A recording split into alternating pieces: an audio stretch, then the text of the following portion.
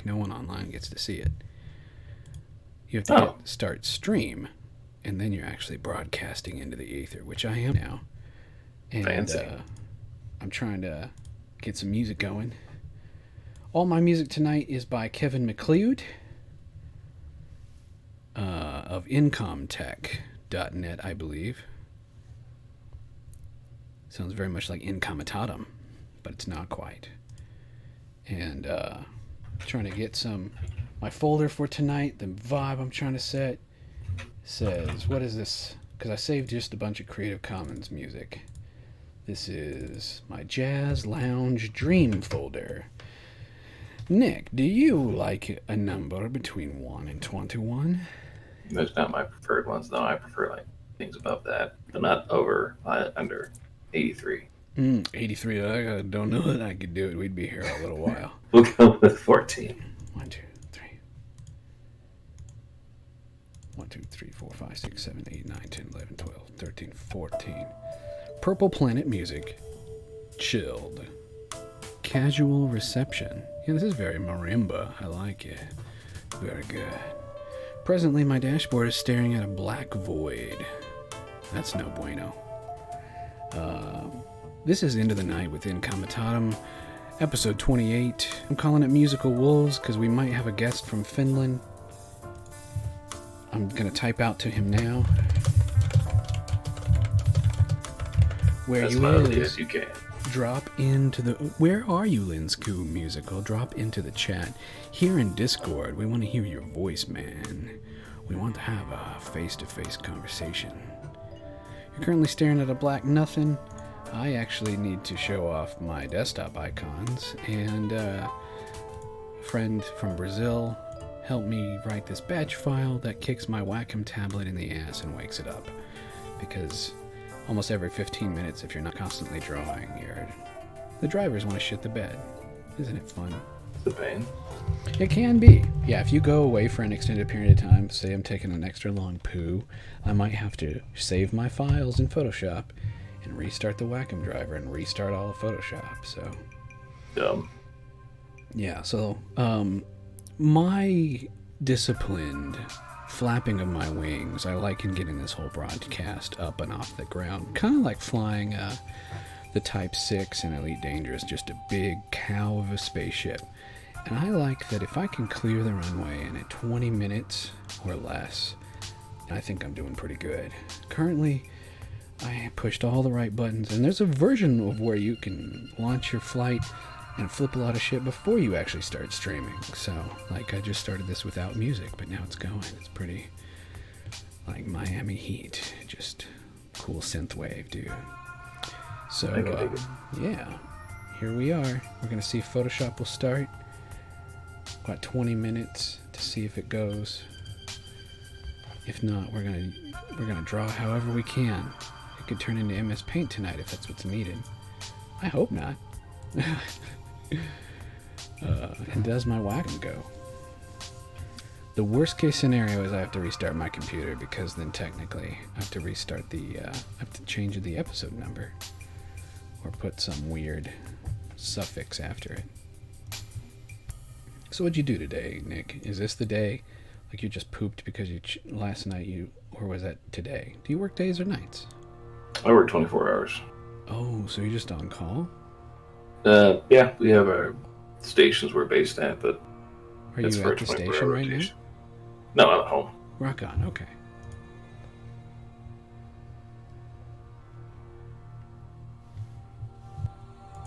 Let me drop some stuff in here. This music is very nice.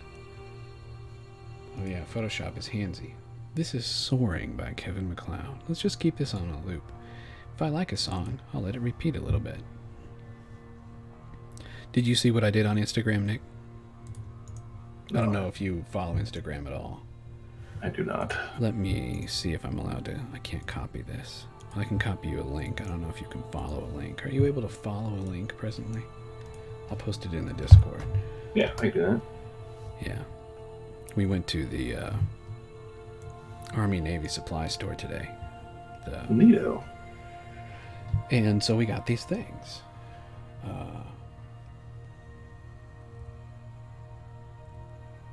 Yeah.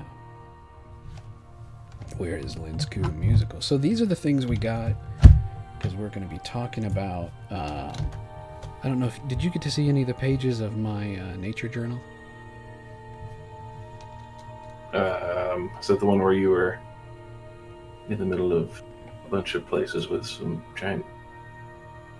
I probably did, man. I'm sorry. No, man, it's totally cool. I can't expect you to remember everything I do. I mean, it's hard enough to remember our own experiences sometimes. So, mostly I'm just freaking brain dead. Well, the one thing that I can empathize with is having not a great memory. Like, most people get a pass in my book if that's their excuse, because that's the one thing I know. Like, I also learned it's okay to not have memories of places you never were. Like, don't ask me about the Battle of Gettysburg. I was never there, man. Linsku is having a problem with his cat. We're sorry to hear this, Linsku. He will be joining us as soon as cat problems are fixed. But yeah, we recently went out. I don't know if you got to see the other picture way up in the chat from It's been nice to actually have some friends drop into the Discord.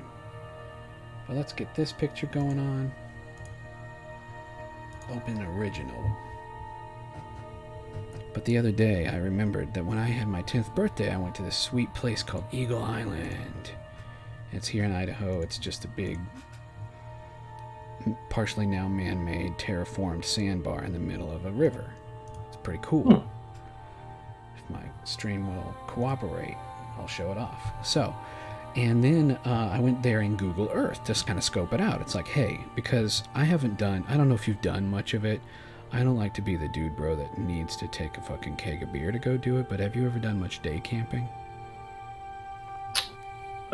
No. Let's take a bunch of shit like we're gonna go camping, go somewhere nice in the morning, just lounge around, hang out, read a book, draw, listen to music, hike a couple miles away from the camp up the trail, come back, get out just before sunset.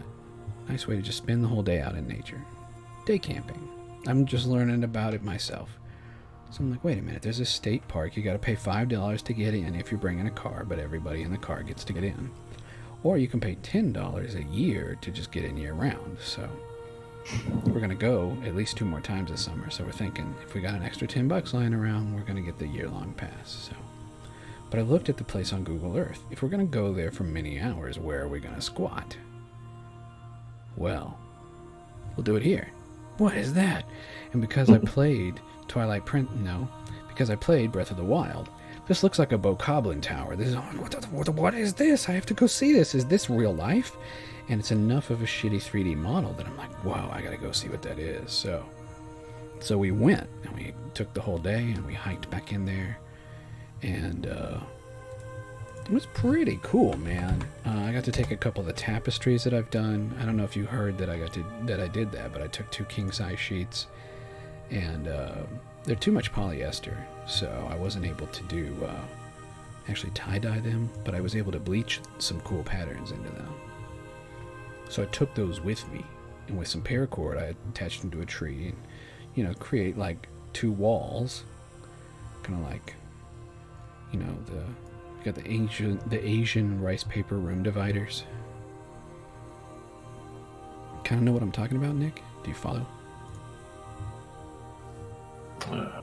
Buddy. Oh, like the really thin paper walls. Yeah, because these are just really thin bed sheets. So they just happen to be king-size bed sheets. So, and here presently, and I think I'll copy this link too, so that Nick can play the home game with us.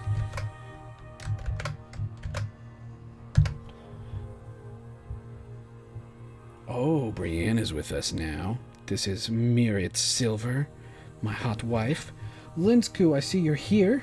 Go ahead and speak up. Tell me, do a little mic test. But yeah, so we went to Eagle Island and we saw the bokoblin tower. What did it end up being? Some corporation, some company has a agreement with the state park to have erected these things across the nature reserve, and you can zip line from tower to tower. And there's like about 6 of them. It's pretty neat to watch. Maybe that method of sharing might have crapped the bed. This cat tried to kill and hug me, he says. I'm sorry that you had to go through that, and it also sounds kind of cute. So, yes, I think I shared it wrong. Create a link. Copy. Delete. That song was called Soaring by Kevin MacLeod.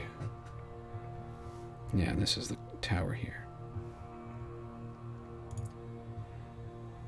Nick said that tonight's number is 14, right? Yeah. That sounds like a word I would have said. Lounge Lizard by Purple Planet Music. Off the album Chilled. Yeah, this is fun. Let's turn it off a repeat. More marimba. Alright, so chilling in the tall grass with the goblins. I'm going to pop back over to Photoshop to see if my Wacom tablet hates me now that Photoshop has finally started. We're on ancient technology here. I'm running a video card that I actually shouldn't be.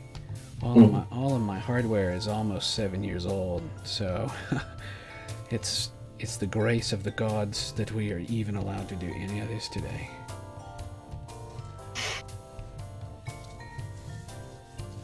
That's feeling right, except that my microphone is always in the way.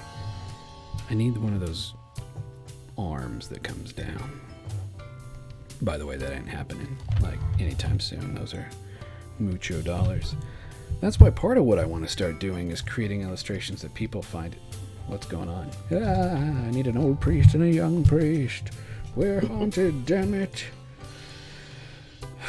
Lamppost. Do you remember, can you recall baby cakes at all? Yeah. Yeah, man. I totally want to tap into some of that, and I'm not kidding. I just have to poke you and Michael, Mr. Humpy, until you can see my vision. But I'm thinking about calling it Neely, Arizona, because Baby Cakes was done by Brad Neely. Yeah. I'm totally going to lean into the fact that it's an homage. But then... Well, I mean, if you're going to, might as well go all in with it. Did I have you watch any episodes of Tarantula? You showed it to me. I didn't get a chance to watch it yet, but I wanted to. Damn your eyes.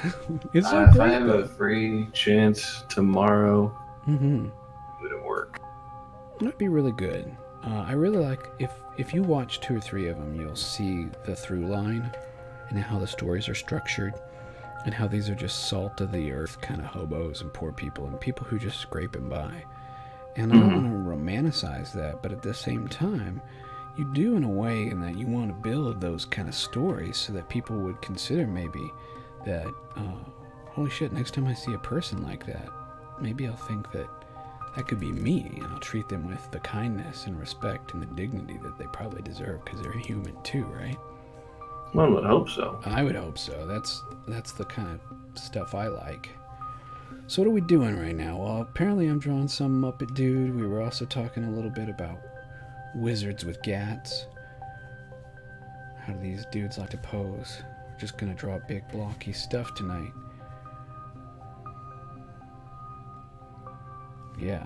What's level 80 World of Warcraft or fantasy Lamppost like, huh, Nick? If he had like, if Lamppost had like 2 to 3 like epic level weapons that or pieces of gear that help define him. If he was a wizard with gats, I'm thinking like wizards with gats would be some fucking cool Munchkin like game that you play where you're all a wizard. Like you're all wizards. Fine. Mm-hmm. But what makes your wizard special? And so it's like, what's high level Lamppost? Like, oh, he has make it rain. Do you lean into the fact that you're actually a healer if you play a game? You know, I certainly could. Yeah, what's an epic level Nick like? See, mine plays the long game. You know how things can go really wrong when healing occurs, kind of like how that's how some cancers can form. Oh, really? That if you get in there and just meddle, then now things are off kilter. You're okay today, but in 20 years, sucker. Oh, yeah, I do know. Oh, so is it more like a entropy magic too? Pretty much, yeah. This is like, dink, I just flick your ear as I walk by. and leer meanly in your face. This is a low-level curse, but you didn't know it. 20 years from now, you're going to be visited by Baba Yaga, and the chicken you order that day is just going to make you shit for 3 weeks. It's gonna hurt. There's just someone who has nothing but low-level curses. You will stub your toe on every coffee table you walk by. Somewhere I acquired this song. Bin Sound did dubstep great, and so now basically robots are fucking. So this is the worst. Like, you stub your toe on a coffee table and you're just flailing around your house, probably shitting and angry that this is happening. Turn the music down some. Yeah, dubstep is very aggressive. Here's this wizard. Yeah. Okay, so tell me about some pieces of gear that you need as a fucking asshole entropy mage. Some things. Well, not just entropy. So there certainly would be healing. All right. There's kind of the two sides of a coin, I suppose. So are we talking about potions, sexual healing, crystals, fucking ravens that come down and tell you a story? Like, how do you execute this with the flavor of your character? Honestly, the we were just really mundane, using just bandages and IVs, just channeling a lot more into that than would seem. Do you want a little bit of a, like, how do you want your visage to come across, since you're like cool level 80? Do you want to be more like a forest ranger? Do you want to be like medieval EMT? Like, I would honestly be pretty fine just being the town alchemist. Rock on. So yeah, maybe some potions and some, like, take this, here's some problem with your tummy, here's how you can make. So you would take like a linen crafting skill. I have some pieces of cloth, and I was watching this just last night, basically this Highland Scotsman, and how he is like, this cloth is like kind of like a samurai's diaper, that you take it off and you fold it in cool ways and you learn to make it a tool. And he makes it into a fucking cool sleeping bag, because it's actually doubled and sometimes tripled over and then worn like a toga. So you don't realize that this dude has like a fucking, he's wearing like a big thick felt campsite. Like, if he had enough shit, he could just turn that into a portable camp. It's like, what? You never knew that about the fucking cartoon Scotsman you see wearing the kilt and whatnot. Didn't. Yeah. So here's some dude, he looks like he should be... Did you watch much Sesame Street coming up, Nick? Yeah, very much so.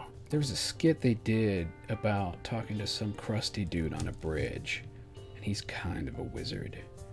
And in fact, I think that bit was animated by the same people that did the original Hobbit cartoons. But this dude I'm drawing right now definitely has like the big dwarf nose. Like, Is this the guy in the Atlantis 20 Miles guy? I think I don't remember. You know, now, because this is my show and I'm not nearly as obscene as Pee-wee's Playhouse yet, I don't think I've had enough drugs or booze for that. We're not getting crazy. It's only Tuesday night, friends. It's only a Tuesday night. Damn it. I will go dark for just a minute. I want to do some Googling. And I'm also checking our altitude tonight, friends. What do we got? First of all, we have an excellent song. I really like this song, Rendezvous, so it gets to play one more time. But, yeah, let's look. I like the shared meme of being able to watch some YouTube videos together. So I'm going to find that. I'm actually going to hit the Kratos hydration button. That's the scene we have. This is Be Right Back. It's time for hydration.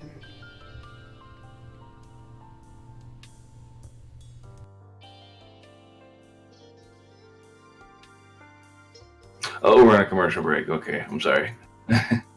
I'm super tired.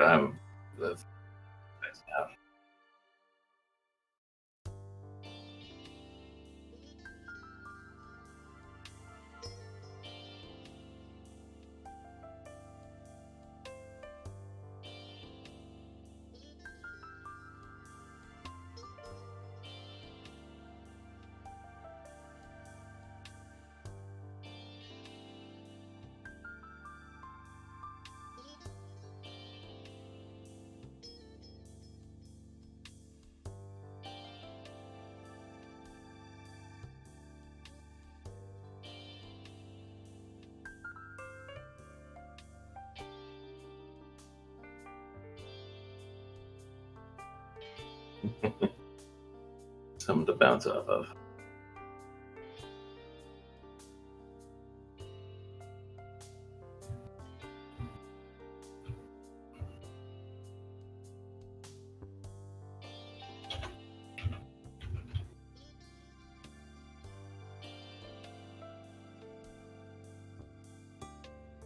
I think we did. I remember seeing it. All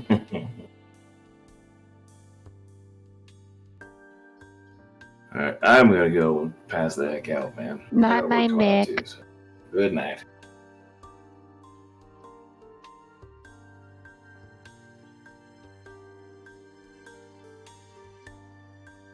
Hola.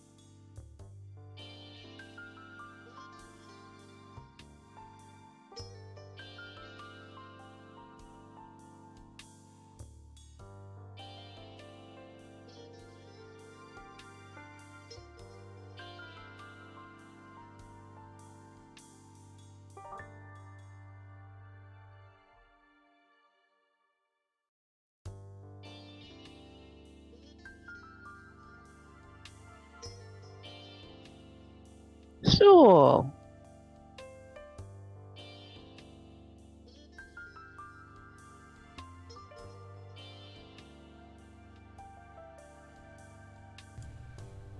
Thanks, friends. Here we are. We're going to sit in the ether. I like this weird transition, these purple dots just undulating.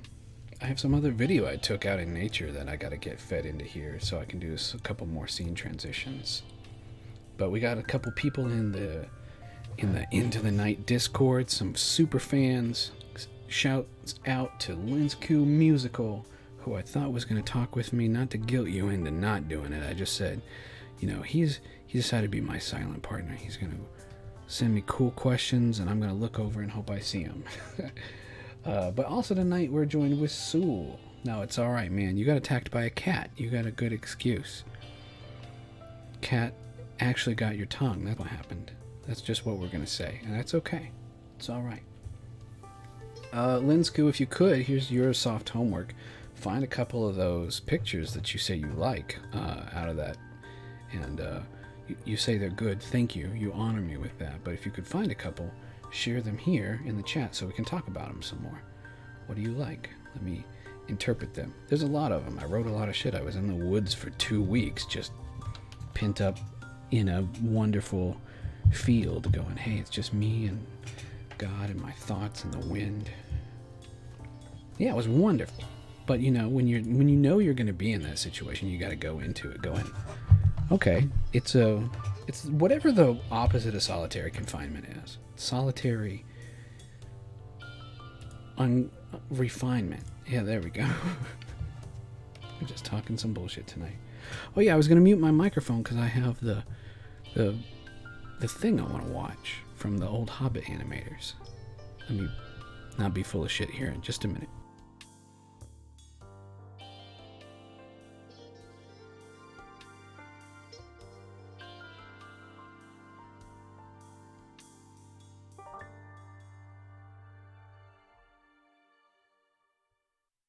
Type a bunch of crap into Google.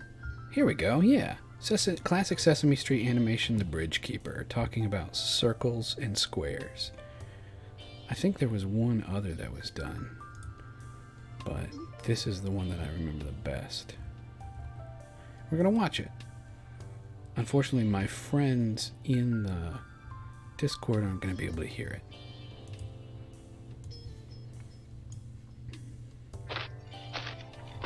Let me mute my music. Hi. Are you the bridge keeper? Yes, I am the bridge keeper. Oh, good. Anyone crossing by my border must do exactly as I order. Any shape like a circle that you carry today must be eaten or thrown away. Now open the bag. Let's see if you have any circles. It's just groceries. Aha!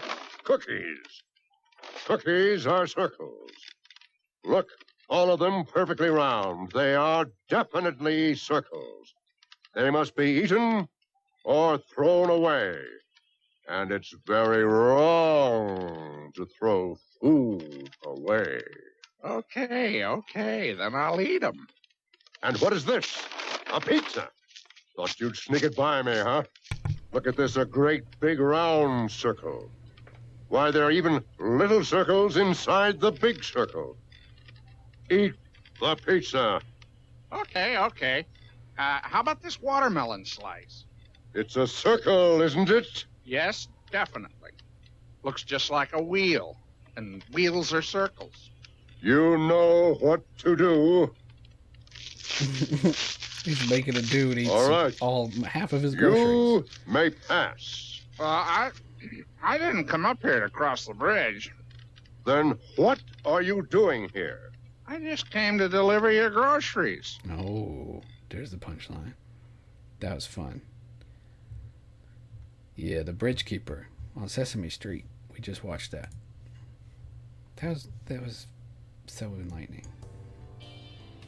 Just touched my heart. It was special. All right. Let's go ahead to drop. How you doing tonight, Bree? What are you doing in City of Heroes? What's the theme of what you're messing around with? Unless it's not something you want to share. It's that. Okay. I am messing with costumes. Yeah. Trying to go for a good... In a game called City of Heroes, it's actually a little more difficult and more challenging, and one of my favorite things to do is make regular civilian day wear reflective of the character's personality and nods to their two main colors and not just personality but their powers. So that's what I'm working on. I blended up when we watched the whole thing with me transition to the wrong scene to where no one could see what was happening. But maybe that was actually better for copyright reasons. Who knows? You got to hear the audio. And we'll just say that the Bridge Keeper kind of looked like this guy that I'm drawing, because subconsciously, in a way, he did. Though he had a tall wizard hat. I'm going to slump his shoulders some more.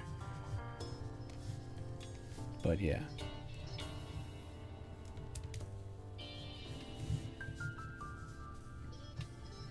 He's got a big coat. I imagine that he's kind of wrapped up in it. How you doing tonight, Sewell? Are you able to, you're able to chat with us, right? If you choose to. It's good to have you along.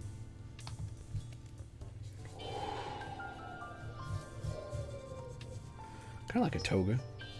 Kind of wrapped up like a toga. Okay, so then where would his arm come out? Maybe we'll draw some wolves in this. Yeah, I like that idea. So we'll put his hands here. I've got to draw these big, blocky hands. Because he's a dwarf, right? So he's got to have these, not quite mole-like, but definitely these big, earthen-hewn fingers. What was that cool trick they were saying the other day? The middle finger. Figure out where the middle finger is. Well, if this was the middle finger, it'd actually be here. I'm doing a lot of scribbling. This is part of that crap where you push yourself to get better at art every day. This is the middle finger. And yeah. Because dwarves are still going to have 5 fingers. And I want this palm to be a little bit up.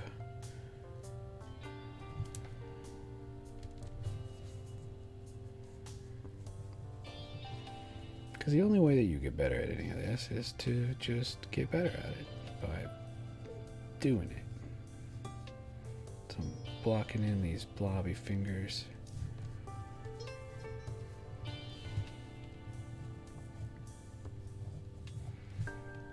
And I'm acting like there could be some folds here in his shirt. I don't draw characters often, which is the reason which is the main reason I should. Yeah. Don't give him a head suck like I've got, so it kind of dangles down more.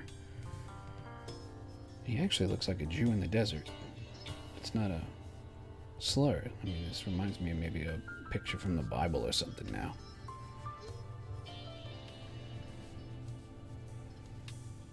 And I want the whole idea to be some fire or something coming up right here. Like he is warm in his hands. So then you get some rim light here. This is just my sketch, Lensku. Thank you so much for... And I hope that you don't think I'm making fun of you at your expense, buddy, because I'm not. The fact that you allow me to call you my cheerleader, the fact that you're out here being like, hey man, your art's really good, that gives me such a serotonin boost. It makes me feel like I'm a fucking human being, because, you know, we all go through some shit, and I'm not necessarily here to bitch about my life, but, you know, I'm not always having the best of days, and so for you to come along and be like, hey man, keep going, keep drawing, keep being awesome, your art is cool. I'm like, what? Someone out there wants me to keep being me other than my beautiful wife, and I appreciate her cheerleading and mental stability. But yeah, man, thank you for being here for me. That's why you're like, hey man, you need to have another art stream. Isn't that what you were telling me? Isn't that the main reason we're here? Is because you were actually, I think it was funny. You dropped in because you hadn't seen me in months. And then you're like, oh shit, you're playing a video game, which is what most people do on Twitch. But you're like, man, I really wish you were drawing. And I'm like, fuck, he's got me. That beautiful soft rebuke I was just talking about with my friend. And, you know, it's like, hey friend, why aren't you drawing? Why are you playing video games? I'm like, okay, you know, that's valid. Maybe I need to be drawing. Well, maybe in a way that I can crow about myself some, but also meet your energy. I can be like, okay, well, you know, if there's a demand for it, then I should be drawing, right? Not just because I should be drawing every day, which I should. We should all be drawing. Or doing this, whatever the thing is that you want to get better at, you need to do a little bit of it every day. This is why you see those Instagram posts of mine. I draw on the rent check, because that counts. It's hard figuring out where I want the folds of this dude's cape to be. Tellurian, I'm going to keep talking about that. Go check it out on DeviantArt. Matt Rhodes continues to be an inspiration. I got to catch a couple of his shots from his comic while I was on the road, but then his story got weird because it's all muted. He has no word bubbles. It's more like storyboards. So I don't know what's going on, but my computer is always doing a slight revolt. But those Windows updates did it too, man. Alright. Yeah, Incomitatum normally doesn't play games. He has a degree in game art and design, but he tries not to spend too much time playing games because I'm full of shit, and I say to myself that maybe I'll actually make them someday. So I'm gonna give this dude some bags under his eyes. You know, he's an old wizard. He's seen some shit. Give him a blemish here. Just constantly refining. But he does have that big nose.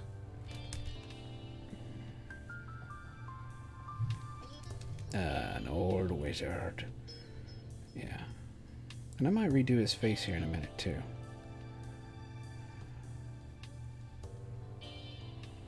Yeah, that's a little bit better. Now he's starting to remind me of the son of the giant in Fraggle Rock.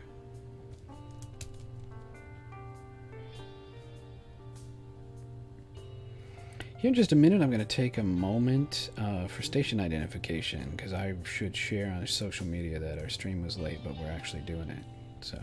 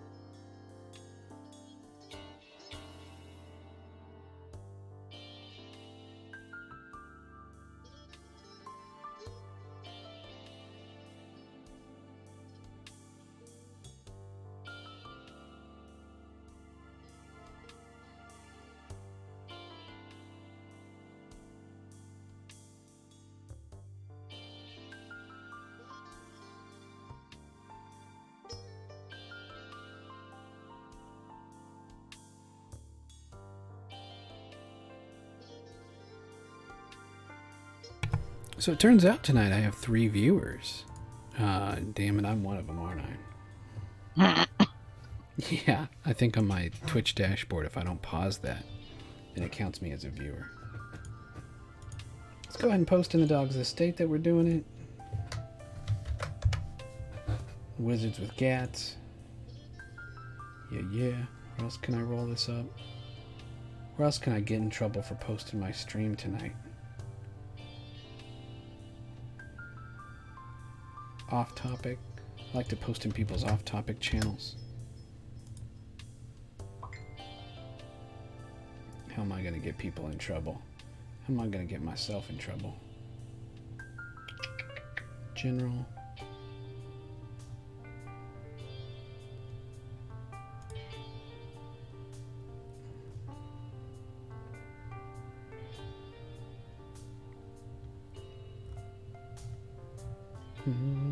Off topic. There we go.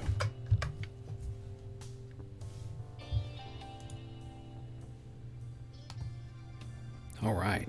So yeah, we're drawing this cool old wizard, and I think because Linsku's here and because I like them, this picture needs a wolf.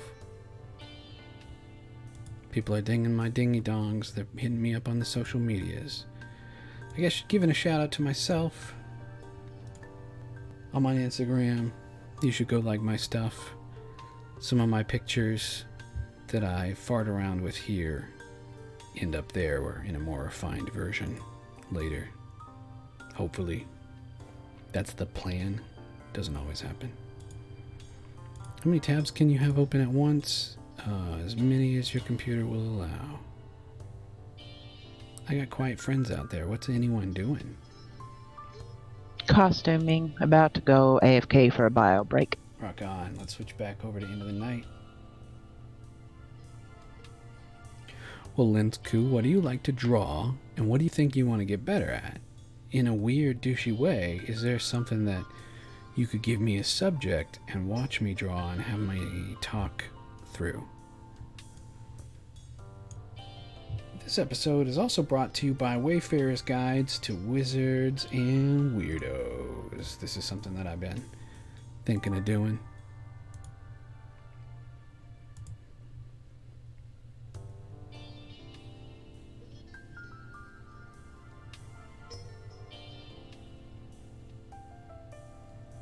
Alright, my buddy telling me that he got home safe. I'll have to return to that. Yeah.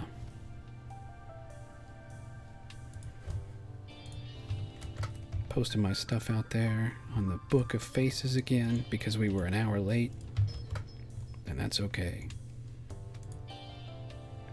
And on MeWe. I'm Incomitatum in most places. Alright, we got a couple DMs over here. Wobbly Python letting me do it. Man, I blundered up. So many times I walk into someone's Discord and I'll post the thing, and I'll post it with the wrong formatting, or like today, I had an everyone from my channel, but man, I'm happy my friends let me stick around because I'm just blundering through stuff a lot of times.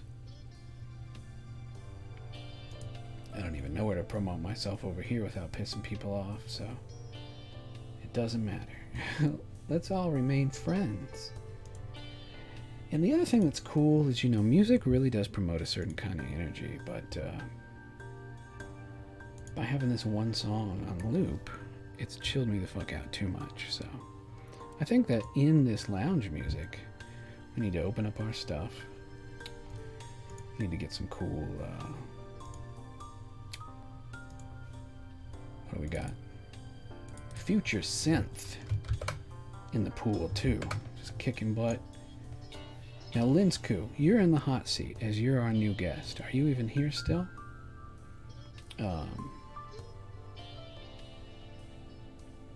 Give me a number between 1 and 21 that isn't 14. And if you've been on my channel long, you know my number. My default number. The number of the wheel, boy.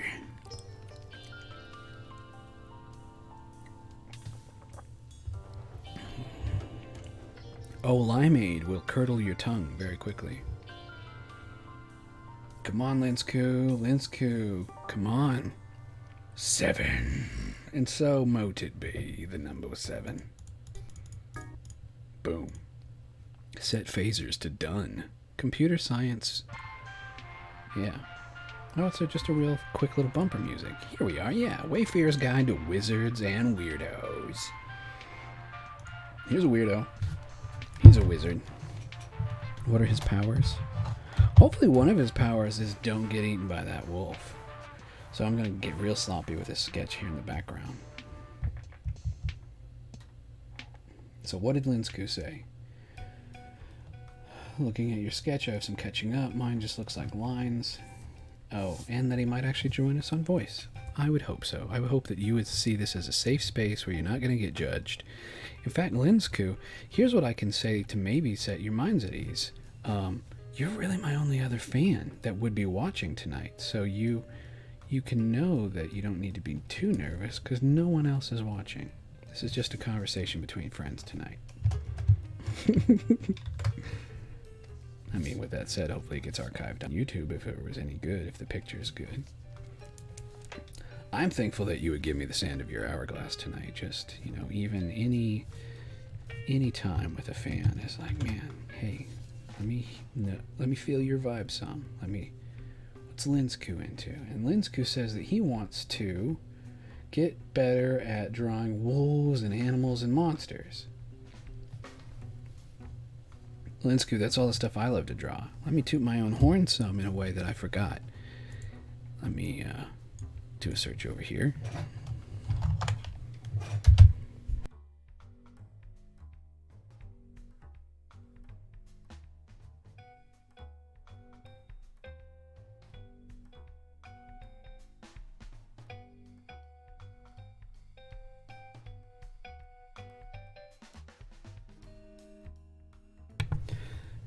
So this is one of the things that actually gives me hope.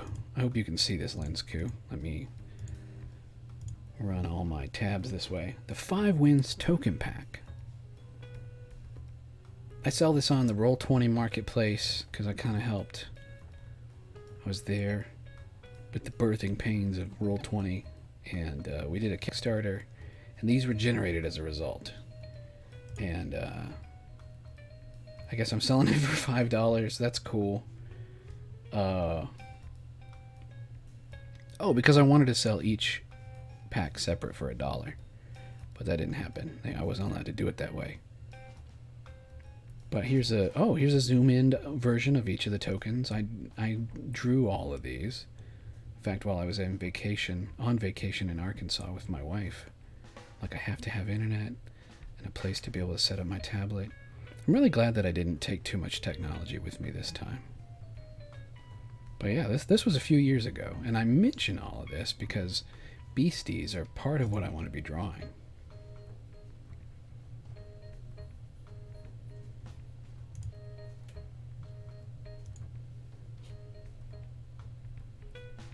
Yeah, so that token pack, the idea of it, Linsku, is that if you're playing Roll20, you have a role-playing game like a battle grid, and it's like, okay, my character is here and we're playing Dungeons and Dragons and I gotta move 2 spaces per turn, so I dodge this way. But the bear is like, he's a big token, so it takes up 4 spaces. And a lot of people like to play D&D with visual aids. In real life, if we were playing in real life, then we would have miniatures. And if you and I build a rapport, maybe that's another thing we can do. I like improv, I like some light role playing. I like the notion of being able to hang out and just make up stories together, man. Whoop whoop to the sound of the police. All right. So, here's a cool song called Dark Fog by Kevin MacLeod. We got ding dongs and beep boops going on. We're going to be drawing some kind of terrible monster. And then we're going to be talking more about wizards with gats. What do we got here? Yeah, here's the other thing. So these were some thoughts I had last night. What do you think of these? Oh, Linsku, yeah, I'd asked you if you have the ability to paste back in some of the images you liked from either my nature journal or my other thing, so that I can, you're my only fan, you're my super fan. So, what do you like?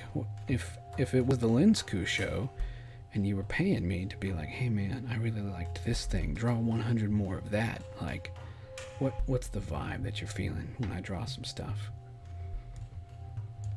Last night, I was enjoying just talking to my muse and getting to be silly. There's nothing wrong with that. Making some stuff up. So I thought about maybe a 5th Hogwarts house. I called him Hitherwith.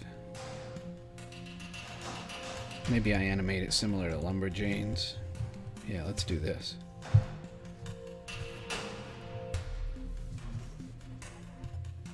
Get some scroll work like paper.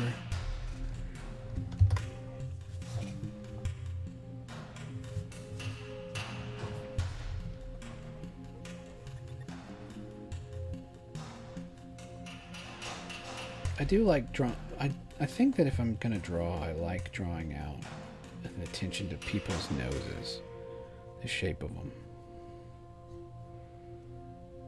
But yeah.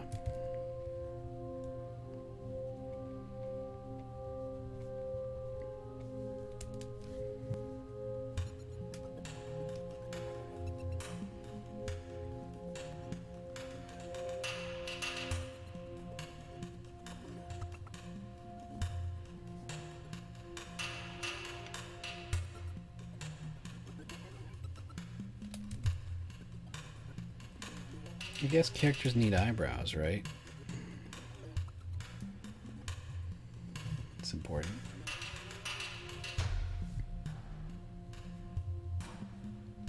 And necks. Yeah, it's good if you give a character a neck. So then here's a head, here's his rib cage. Comes down to here maybe.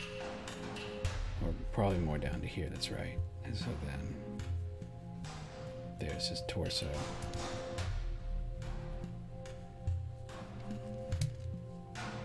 This isn't a bad style either. And he can be a highwayman or a hiker. Imagine a shoulder blade back up in here. So then, his muscles come out here. Even though he's a cartoon, you gotta think about, well, how long would that arm be? Your elbows drop down, normally right about even with your ribs. So if you split this radian up here like a lever, you can see, hey man, whap whap. And this is why if I was reduced to it, I would at least want a light box out of nature. Whoa, this song is crazy. Laser Groove. I don't like it, and the number is 7. Airport Lounge. Yeah, let's draw some chill.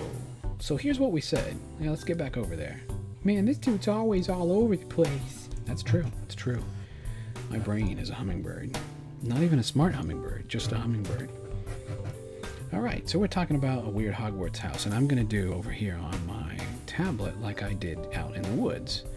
I have a parchment-like color. I'm reducing tonight's colors are going to be purple and black. Can I get a whoop whoop? Whoop whoop. There you go. Here you can see the seating scroll. What can we say about House Hitherwith?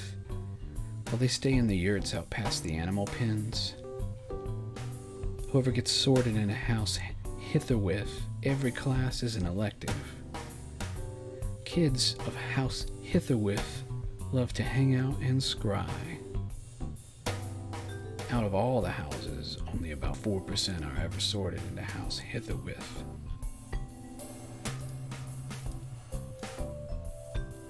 Alright, I tell you in a bit. He's gonna make coffee and get his microphone and test it. Linsku says, may I ask you something? Sorry there's a little bit of a lag, but yeah, ask me anything, man. I'm an open book. Except Shul says asking is forbidden. So I hope this does not insult you, but I always have in my head of you kind of a little bit of a fursona, but like this evil rooftop cat of chaos magic. Like, You would be the cool, just disaffected chick who has the Death Note book that has the scary mouth built into it for no reason. And I also love the fact that if Sewell is on your team in a game, you can expect her to troll the shit out of you and everyone else. I say that with love. None of this is a rebuke. Yeah. Because I've never really... Yeah. So now here's a cool book I made over here in the margins.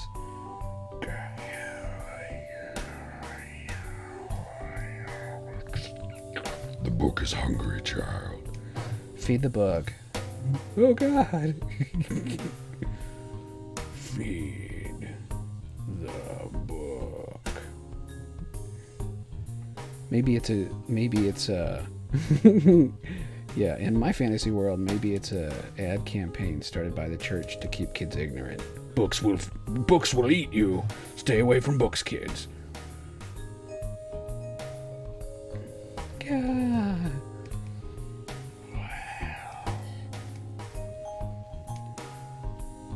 A man-eating book. Well, that's kind of what I am. I mean, this is an evil book. It definitely has...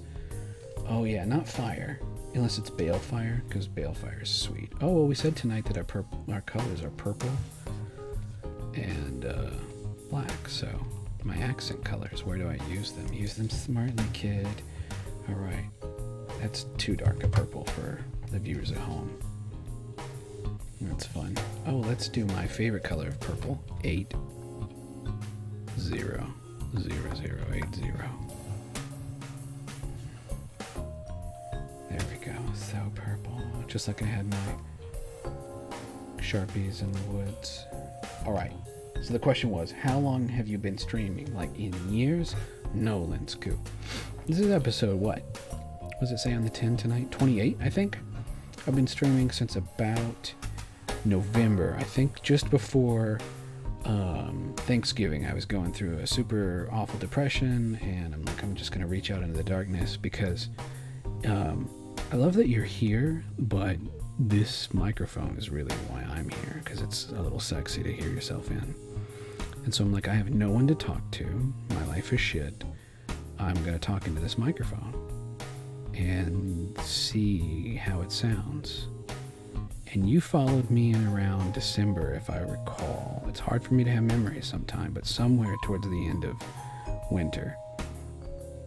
Right around this time, I think I started drawing the sassy black ladies. Feed the book. Yeah, I'm just gonna have these accents here. We gotta have a cute little anime critter hanging off the end. Like a little sheep or something.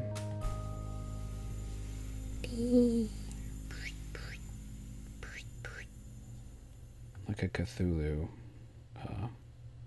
plushie. Oh, yep. Hey, song, you've repeated a couple times now, so. The number is 7. And this is Overcast by Kevin MacLeod. Everything is upbeat, it's a party.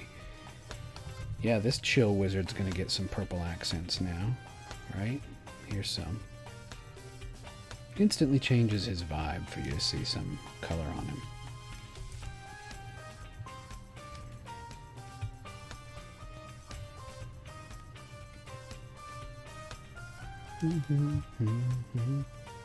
How are you doing tonight, Sewell? And Bree, you and Sewell should trade information in the chat since the viewers at home aren't seeing it. It's safe, but invite her to Supergroup and get her global friend name and all that if you would. Does Peach? I'm working on it. Nice.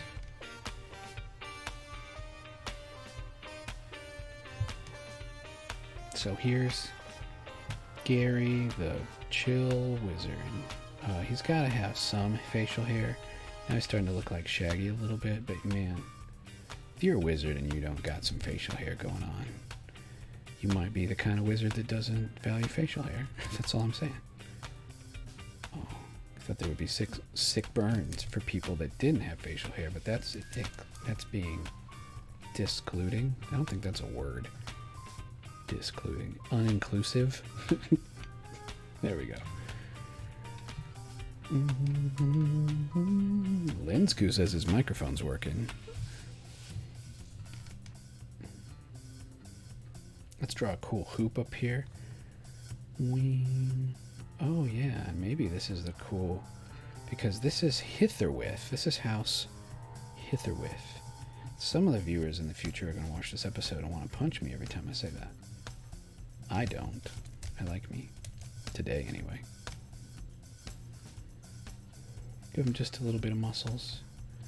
This is the comic book version. We gotta... And here in a minute I'm going to take a break because I gotta look at the... Yeah, we're going on just about an hour. I like to stream for at least 2 hours, sometimes more. But you know, I got stuff I want to do tonight too. And it'll be a lot easier to have a cool vibe going on when we're actually hearing from Linsku here in a minute. Any minute. This is going to be episode 28 of Into the Night with Incomitatum. We're talking... What is this called? Musical wolves. I don't know why I called it that, but wolves are pretty super sweet. Hi. Hello, Linsku. Linsku speaks. How are you, man? Yeah. Actually pretty good. Thank you for asking. I stayed up all night because I don't know why. Because I was waiting for the stream, I guess. And Well, right now just drinking some coffee. That's where I was coming from, man. That's why selfishly I'm happy that you took the initiative to want to get a microphone. Because I'm like, hey, if you're going to stay up and you're going to be a super fan and you're going to inspire me to want to do this, well, damn it, it needs to be a conversation. Let's chat, man. So thank you. Thank you for taking the time. And, thank you for overcoming your anxiety because it's really special to get to chat with you. I appreciate that you're spending,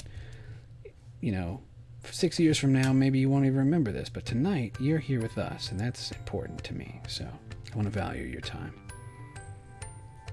Thank you. This dude needs hips. So yeah, but to then, because this is my show and I get to be a pompous ass and make this a little bit about me, Linsku, why are you here? Why do you like me? Why are you stalking me in a loving way? What do you like about me? Actually, I like your art style a lot because it's like this. I don't know how to explain it. Nice, I guess. And I don't know. You seem so chill and nice to everybody. So I just stick around, Linsku, that means a lot to me because then that tells me that maybe I'm actually coming off as genuine because that's how I want to come off. I want to become chill and nice. I want to be seen that way. And, I've talked on one of my streams. I know all of this is going to be lost to time. 28 episodes and they're mostly bullshit, but the fact that you've been around for some of them, it means a lot to me. And I talked about my heroes and, Bob Ross, Jim Henson. These are important people to me too, so I see them as whimsical creators who are like, man, I don't know what tomorrow holds, but tonight I gotta draw a weird wizard in black and purple. So,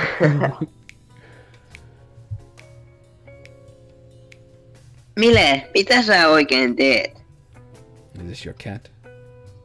No, I was speaking to my dog.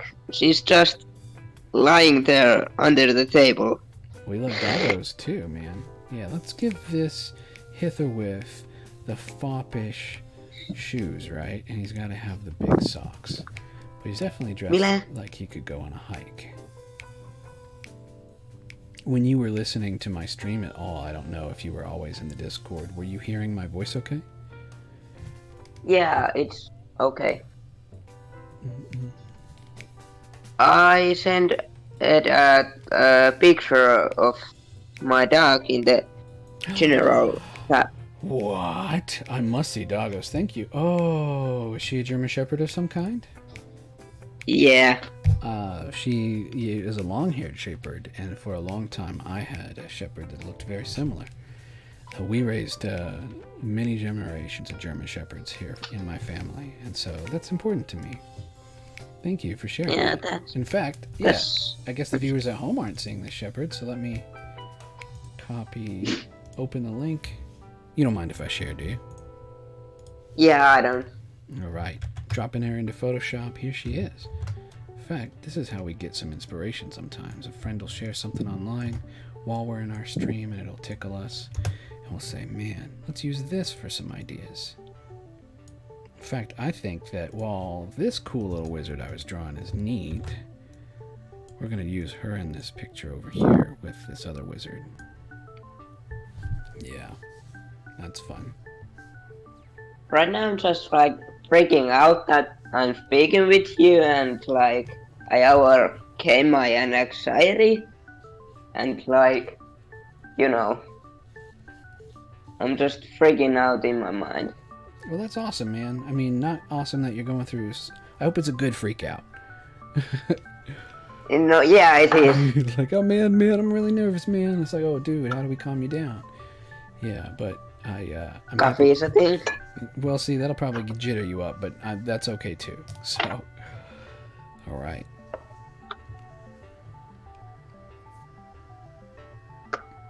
What do we want? So maybe I want. So yeah, here's the other thing that I needed to do. I like this. I'm seeing this kind of like when we went out the other night. Seeing this is all craggy back here, and this comes up here, and more rocks, and I see like a doggo. Maybe the doggo is here. Yeah, and then the doggo's haunches are here. I'm lucky that I have my own doggo, and so there are times where lovingly I manipulate him and I look at him like, can I see what makes him up? Can I learn from the structure of this doggo? And so this is a sleeping doggo. We're gonna make her very Seuraatko sä mua nyt vai? what's the name of your Sorry, doggo? Mile. Mila. Oh, this is going to be a Mila. Mile. Mile? Mile. Mile? Mile. Mile? Mile. Mile. My dog's is freaking out now. Mile. Dun, dun, dun, dun, dun. I'm gonna BRB. I need to take the dog out, you know. Yes, I do, man. Rock on. So, see you soon. See ya. So we're just drawing a doggo hanging out next to this dude who's trying to warm himself by the fire. And I drew it a certain way, but through the fell magic of Photoshop, I get to manipulate the shape of it a little bit. And also to respect the rule of thirds and add some intrigue, I'm gonna actually have the character going off the screen a little bit. Here we're gonna have a big rock coming up. And I want to show this as an overhang similar to a park we were at a couple weeks ago, I should say. What you got going on right now, Bree? A sewer run Bleh. in City of Heroes that is now a group, like an actual trial, instead of just running through the sewers. Has a little bit of a plot to it, Oh, bummer. but it is Does a it- quick way to level up. So the plot doesn't slow down the fact that a sewer run is meant to be fast? Instead of just running through and killing every group you come up against, this actually, you go through, quote, levels, deeper and Oh, deeper into yeah, the sewer, and deeper. then when you're at the bottom, you fight the high. Kind of like the first D&D campaign I ever read or ran. I was using a manual that Ricky left behind, and it was all about kind of like Diablo style. It's like, all right, here's level 13. Dude, that kid nearly kicked our butts. All right, are we ready for level 14 of the Mines of the Lich? Like, so suddenly this dude got some Mordor-like mountains going on behind him.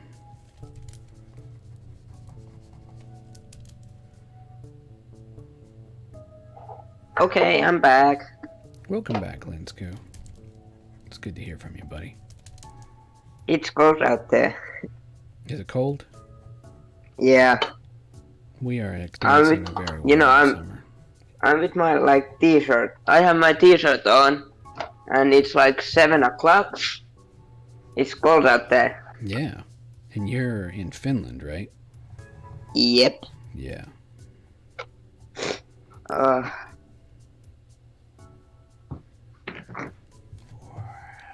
Mitä sä nyt myssytät? Do you know much about Conan the Barbarian? Actually, I don't. Now I'm interested.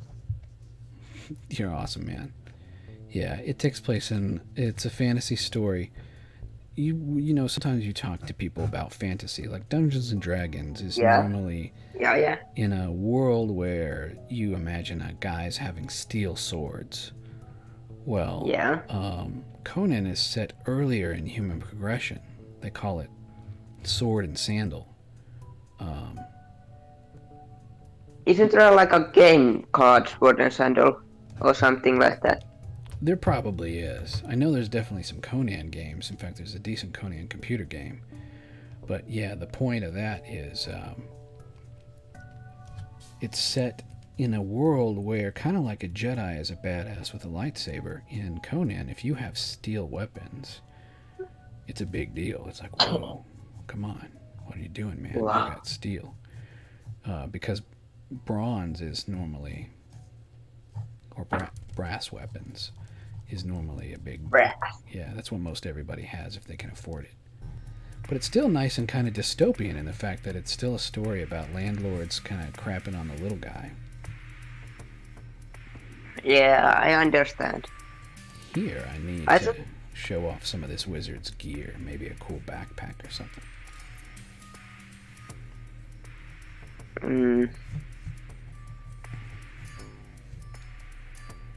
The perspective could be just a little bit better. But my buddy Nick was talking about being an alchemist. Or even I was saying apothecary. And we were reading in those little nature guides that we picked up today that if you're in the woods and you have to go on a long hike with heavy items, you want to pack those heavy items central to your close to the core of your body, near your center of mass. I didn't know that. And how do you know that?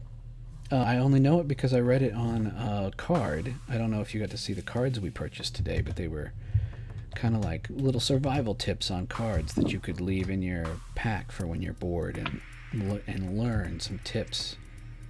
Yeah. Hey, look at your Discord server. Rock on. Let me get this placed. Alright, so there's this pack. It needs to be just in the background here. How can I occlude the bottom of it some more? Well, I can just add some more rocks. And maybe he has a bedroll here that's occluding it too, so... There it is. Because this is all the sketched layer. I'm going to redraw all this soon. Sorry, just a minute, and I'll look at my Discord. I like the weird angles in this, though.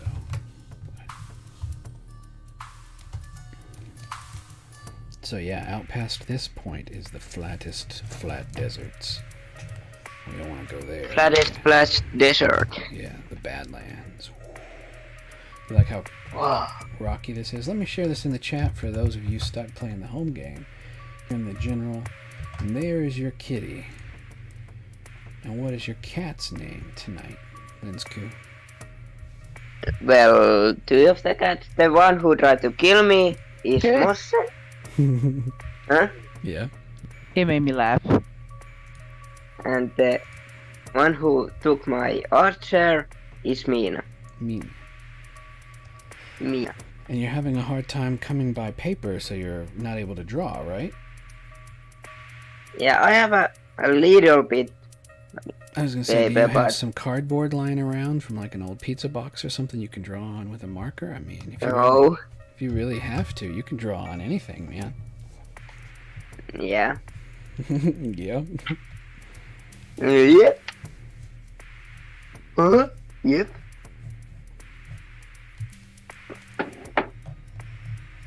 Musse. Se on nyt vihainen mulle. So what do we think about this drawing going on here? Amazing. Hey, So Sewell. straight up? Sewell is having some trouble trying to just figure out city heroes in general, right? Are you on the sewer team with Bree? No, yeah, we haven't added each other yet. You want to drop into another room and kind of talk with her? Talk her through how to add your global, and then... Yeah, give me just a minute and I'll do that. I can fling you both somewhere if you need me to. Okay.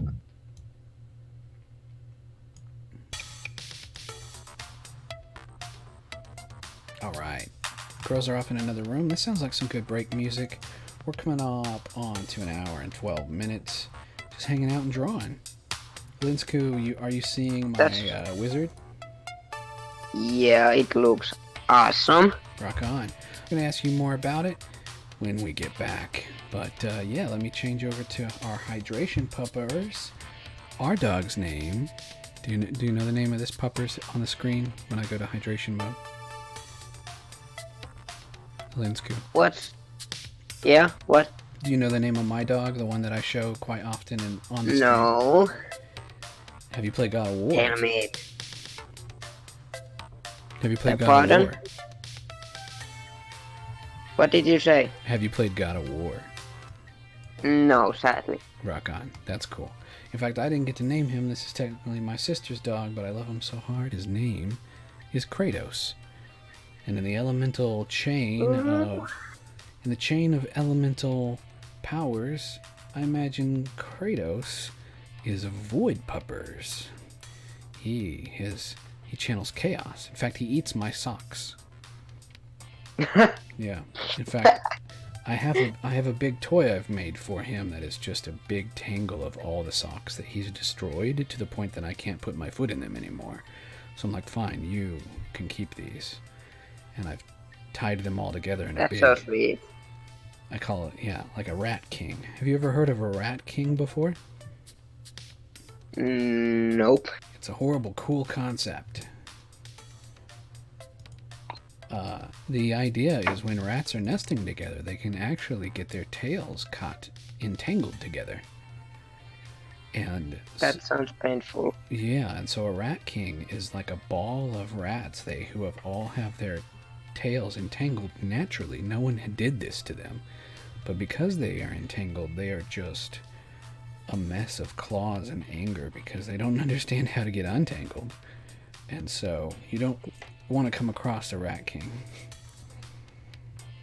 Yeah, I don't. Right? Just like a little whirlwind of mean rats all... Have you seen the horror? My cat would eat the rats alive. Yes. Älä mua purre! My cat just bit me. Rock Sorry on, for man. the yelling. No, it's cool. I appreciate it. All right. So like I said, we've been streaming for an hour and 15 minutes. We're going to go on a hydration break. When we get back, we're going to decide if we should draw something else or if this wizard picture is worth refining. Mm.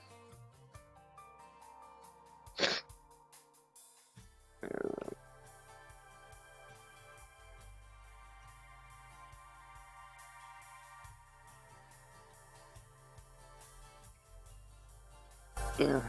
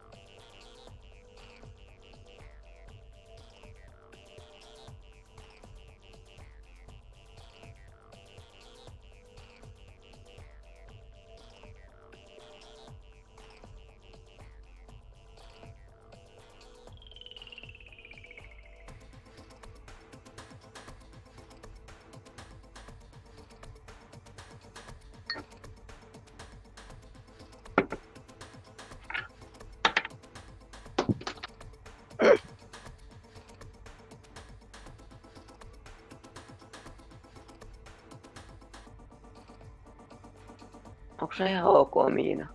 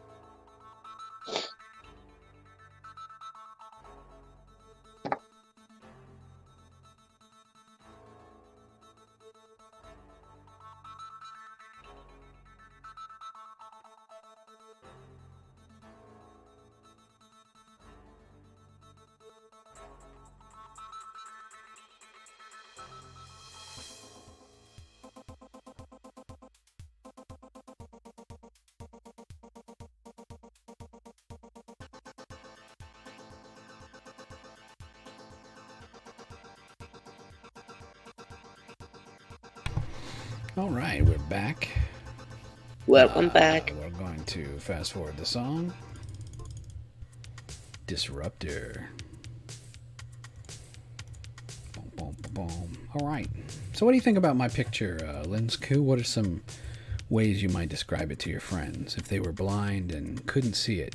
What do you like about it? Awesome. Awesome piece of art. What's it about? What do you think it is going on here?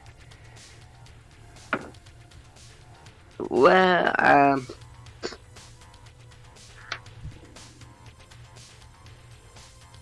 actually, that's a hard question. There's so many ways you can like describe it.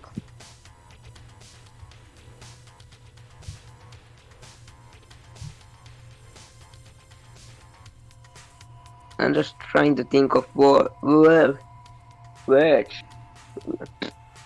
I can speak, I guess. Words. That's fine. Yeah. What are some adjectives? Some describing words like blue or sad or how does the picture make you feel? What does it make you want to do? Draw. It makes you want to draw too. That's cool. I'm blessed if that's the truth. Thank you, friend.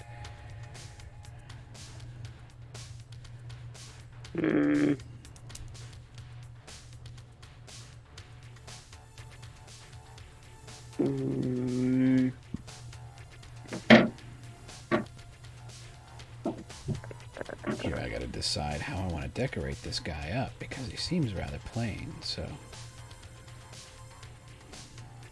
I don't know why, but that looks kind of like the old man from the original Zelda. Hey man, that's... I appreciate that. Yeah. That's a compliment. It's too dangerous to go alone. Yeah. Take this. Here, it's too dangerous to go down the path some more. Take my dog. She'll show you the way. He showed the way. She will show you the way. In fact, I was thinking of having a creature down here, and I always got to do this. Put some little hidden something. But having another dog-like creature right here. In fact, that's a good eye line. Kind of sneaking up like Joanna. Joanna.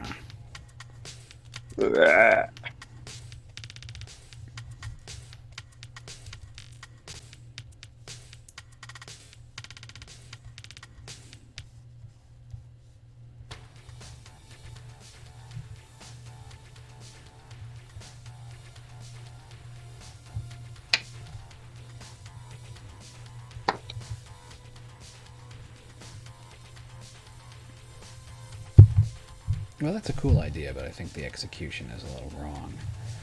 Well, let's see if we can chop this out, put it back in, rotate it around some. How does it look?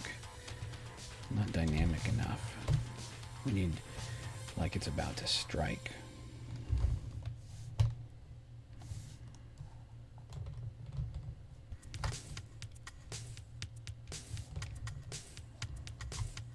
Mm.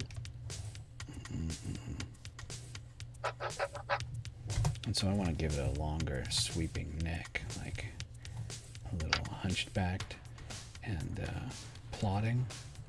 Like you can see it's not a friendly thing.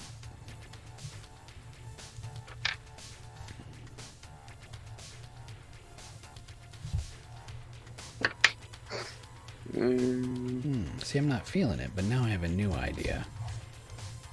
Do you have religion? That's always good. Do you have a? This sounds like I'm going to word this very plainly, but I mean it. So, do you have religion? Yeah.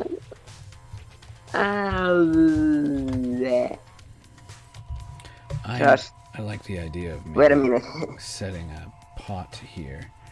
Maybe it looks like a happy little Buddha or something. And so instead of a mean thing, it's actually he has maybe some. Oh, and because it's the horizon line, I have to make sure that it that my perspective shapes dip down.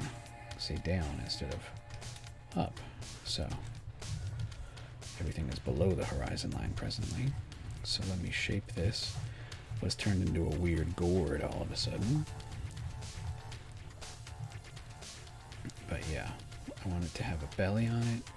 I want it to have kind of a cute face. Maybe we'll make it a cat spirit.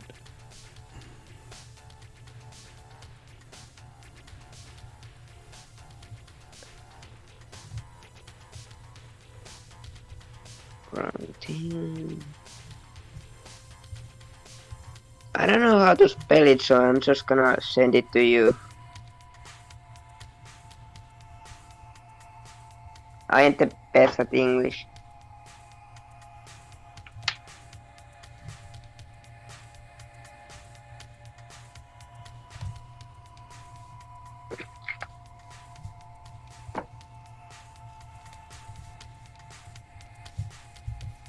Now let's clean this up because I made it too blobby.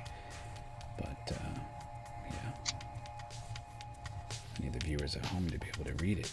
That is to visually be able to tell what's going on.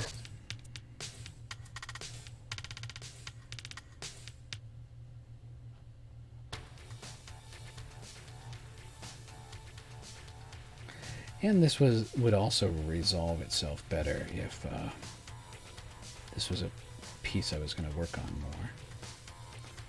I don't know. I don't know if it's worthy of more work or not. What do you think, Linsku?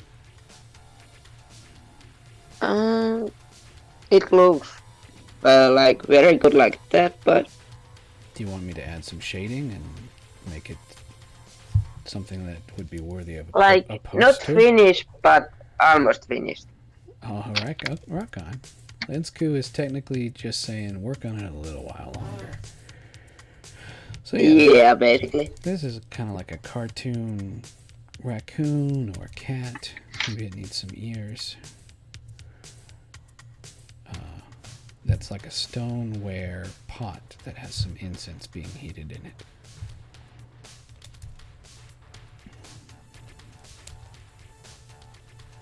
Mysticism. Did you play Breath of the Wild? Yeah, I have it on the Wii U. That's great.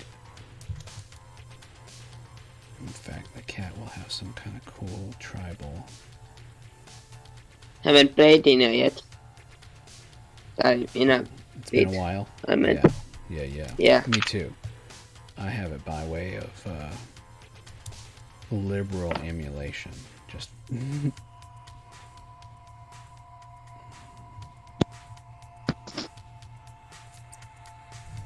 Right. The other thing I think that this scene is missing is a little bit of vegetation. So let's have a gnarly root coming down here.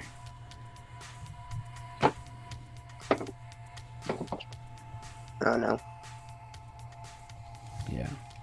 In fact, maybe we'll have a couple gnarly roots because you want to sell the idea of something by people being able to see, oh, well, you know, there's 2 or 3 of them, so it's actually a thing, right? It's like, oh, wow, gnarly roots, man.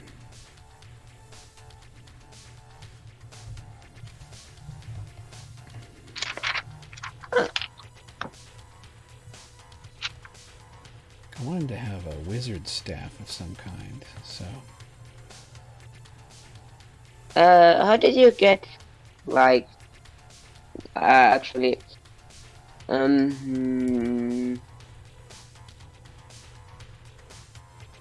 me think this through. Okay.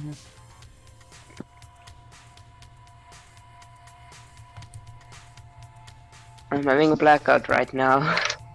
And I think part of what you were struggling with last time we spoke is how you might say a thing correctly in English sometimes.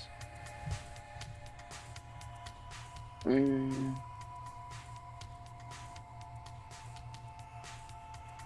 And that's okay. How good did you... I can't speak, I guess. That's alright, buddy. What, is it an art question? Yeah, it is. And what's the subject matter? Characters, landscapes. It was about you. How did you get so good as an artist? I really Yeah, hate... that was it. So I love where you're coming from because I want to ask the same question to other artists. And so the answer you're not going to like because Maybe I will. I wish there was a magical pill, but it really just is. You can't think you're any good at something until you've done lots and lots of it. I will also say, and this is what I'm teaching some of the kids in my neighborhood, do you understand, Lansku, that as a wizard yourself, you have to be able to look at your reality and let's go get a picture. Let's go get a empty street. Spooky. Spooky.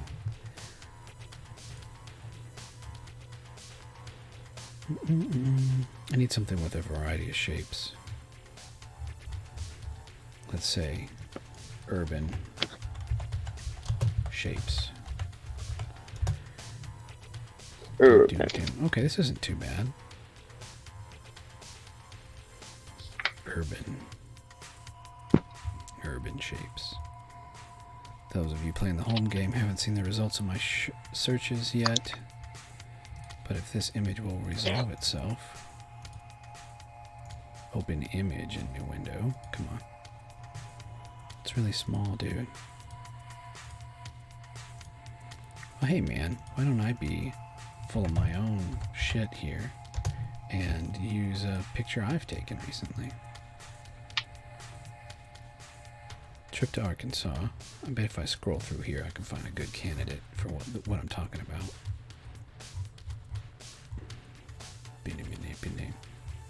This music is kind of cool, man. I don't hear it. Yeah, I wish you did. I haven't solved that problem yet on how you can hear the music and be a guest on my show.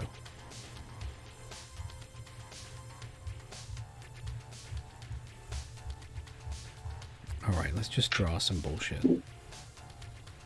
Oh, here's a picture. This is good. This is a father-in-law. No, let's see. She's my sister-in-law. Uncle... sister-in-law, and then it's her dad. I don't know. Uncle-in-law? That makes no sense to me, but maybe that's what it is. Anyway, dude who's related to me, I got to take some pictures around his house. He has a lot of beautiful and interesting curios, I would say. Are you seeing this picture okay, Linsku? Yeah. What do you think are some of the items in this picture? Can you tell me what's going on? I don't know the English word for that one giant thing right there. Okay, so not to call you out on it, but in your own language, you think that you know what that device does, though? Yeah, I'm pretty sure. Rock on. Yeah, it's for smoking meat. Yeah, I knew it. Yeah. Hey! So the thing that I teach to most starting students is that everything is a shape. Do you feel that you understand that? Everything Maybe. that you look at when you want to draw, hey man, how do I draw whatever it is? Well, it's shapes, man. And as a wizard, you got to be able to look into things. Let me turn this song off of repeat and see what's next. 1, 2, 3, 4, 5, 6, 7. Getting It Done by Kevin MacLeod. Sounds like some Game Boy music. But yeah, man, you want to take the things you see, and you want to be able to see shapes. And you only have a few basic shapes. Let me get something bright. Yeah, this bright aqua blue. So here's a shape. I'm going to draw it loosely in perspective, but you know what a cylinder is, Linsku? Yeah. Yeah, like a little Pringles can. So shape, cylinder is a shape. You have a sphere as a shape. You know what a sphere is, right, Linsku? Yeah. Rock on. You have boxes as shapes. See, even I don't draw well all the time. You have boxes as shapes, like three-dimensional squares or cubes. Yeah, let's call them cubes. And you know, once you draw a cube like that, you can draw another cube. This is kind of isometric.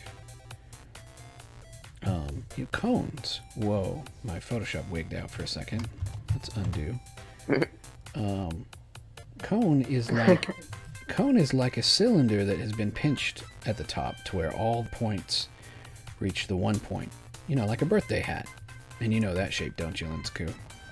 The cone? Yeah. Rock on.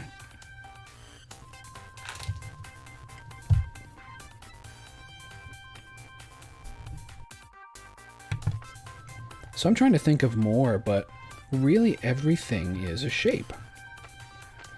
And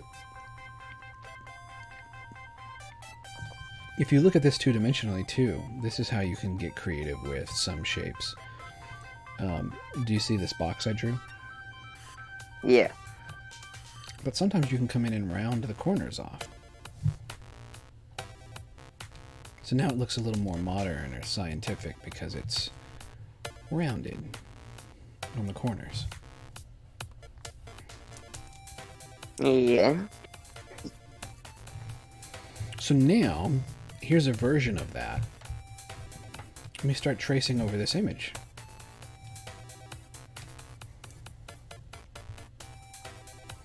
Can you get what I'm talking about, Linsku? Pretty sure I do. Do you see how I'm tracing the shapes that are in this picture? Yep.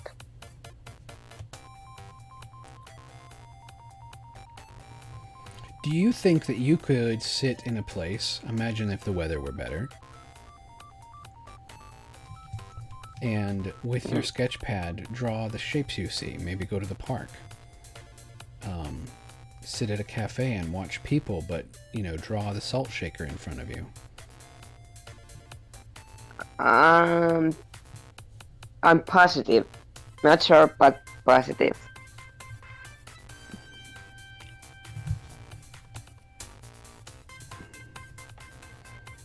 Yeah, and so, really, have you seen the movie The Matrix? No, sadly. American movie, The Matrix. It's about a dude who wakes up in real life. Yeah, I know it. I know the movie, but I haven't seen it. So you know the concept. Yeah. Rock on. So it's kind of like that. Or if you've ever seen a game, in fact, I would say that having my head about me when thinking of video games, because I have that degree in video game art and design, has helped make me a better drawist, a better artist, a better drawer. Why? Because I think of things like I would if it were a three-dimensional video game scene. So the word we use in video games and 3D modeling is called a wireframe. You think you understand that concept okay? Like it translates well? Yeah. So, essentially what I'm doing is I'm drawing the wireframe of this scene. In fact, this is a model ship that he had over here. Only because the camera's blurry, you can't really tell. And in fact, here is a real boat that he had. Now, the other thing is, oh my golly, he's cheating. He's tracing. Is tracing cheating, Linsku? No. No, it's not. Why? Because at the very least, you're building up muscle memory. And at the very least, while you're going through the Zen mantra of tracing all these things, you're getting used to your hand moving and seeing these shapes and why they're connected. Or it's like, hey man, look at this fence. This fence follows the principles of how I've learned to half-ass a fence. It's like, okay, well, it's got a lot of these vertical slats in it. All right, well, get used to drawing a bunch of vertical lines to fill in the negative space. Do you think you understand when I say negative space? Yeah. Yeah, like right here, this part of the picture that isn't blue. In fact, golly gee, I drew all over the top of this picture. I should have had it separate layers. We'll get that fixed here in a minute, or we won't. In fact, I'm going to draw a trim up here as though these were two separate big blocks, because in a 3D modeling program, I would put a cut right here and then repeat the texture, because this is about 1 character tall. And then we have this lovely angled thing back here. I'm not going to draw all the beams, but I'll draw these slats coming off over here.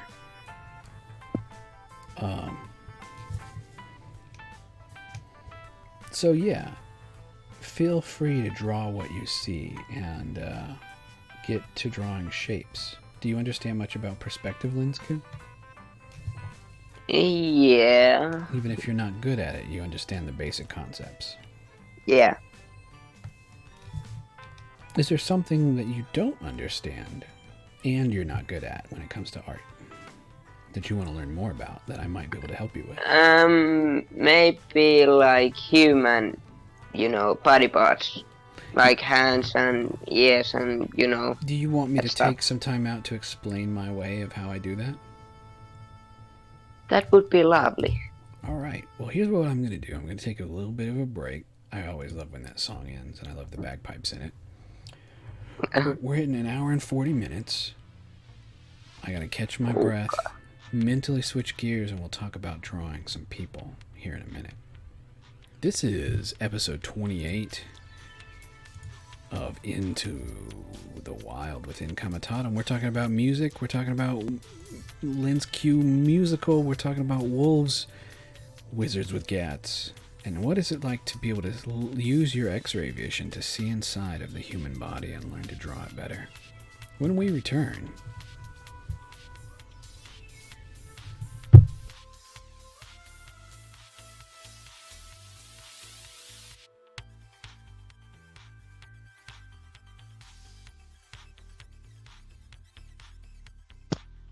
Ui.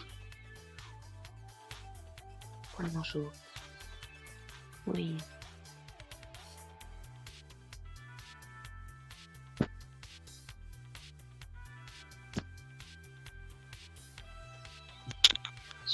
Kasi kun mä käyn oikein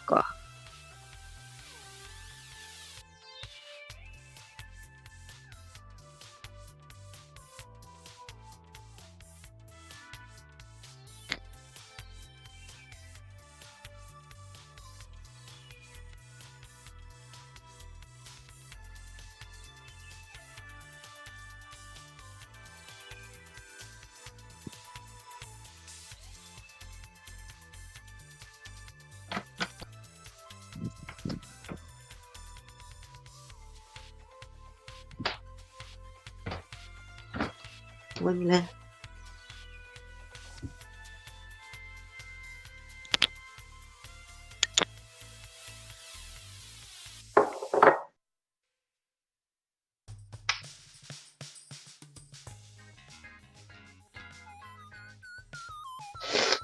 I'm gonna be muted while I chew on a snack, but I always love when the song comes Welcome on. back. It's so weird. Yeah, thanks, Linsku. So, Linsku, tell me, what's the musical part of Linsku Musical? Do you play music? Do you enjoy to compose music? Yeah, I play the cello and I like to listen to music and I self-taught myself piano. Hell yeah, dude. That's awesome.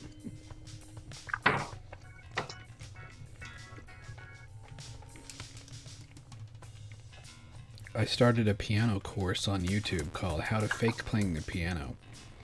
And while it sounds silly, I really like the way that it's taught because he breaks it down into the fundamentals of how can you look at the keys and know if I choose one note, it's basically if you push one key, what are some of the rules on how to procedurally spin off of that one key and play something that sounds nice to listen to. You're not going to play most sheet music. You're not going to mostly play other people's songs, but you'll learn how to compose some of your own stuff. I think that's neat. Sounds pretty neat. Yeah. I have a SoundCloud, Linsku, of dumb songs I've made. Ooh. Maybe we'll listen to one after I ramble on about how to draw humans some. Yay. Now, you might have it paused, but are you also able to watch my stream right now? Yeah, I'm right now watching it. Right Just on on. mute. Nice, nice. Do you think that there's a bit of a lag? Yeah, a little bit, but it ain't that much. Like 3 seconds. Lag test. Alright. Because I'm going to go along Mitä sä nyt haluat? and share some things about... First of all, the smart thing we need to do is save this file. We've been bumming around in Photoshop enough.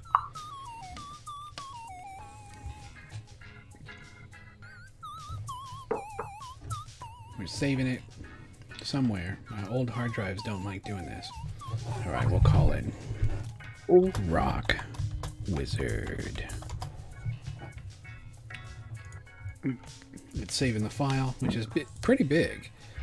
When I do these streams, just in case anybody would want a poster of this later, I tend to save them as 11 by 17 pieces of paper. So earlier in the stream, we also had these wizards in his book and just a more illustrated fun style,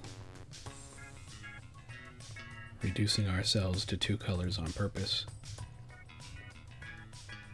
I got this dude warming himself in the Sumerian deserts. I'm feeling like working on it more and resolving it some more. Here in a minute, though. For now, Linsku has asked, how do I draw faces? And see, here's the deal, Linsku. I'm first and foremost an environment artist. I don't know if you know that. Well, I do now. Yeah, you do now. What does that mean? Well, that means that I like buildings.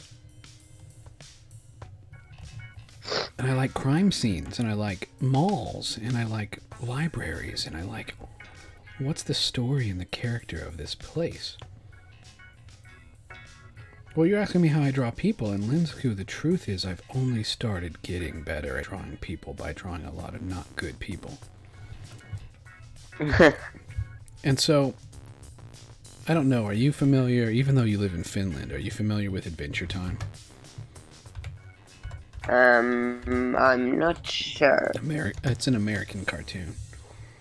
This adventure guy named Finn, and he has a yellow Oh, dog yeah, I named know Jake. Adventure Time.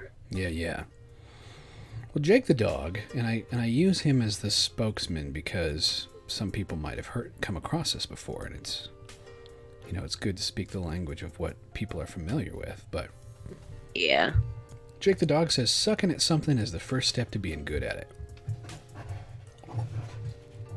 The guy who tries to draw something versus the guy who says, I'm not good at drawing, is already better because he tried and he gets to keep trying.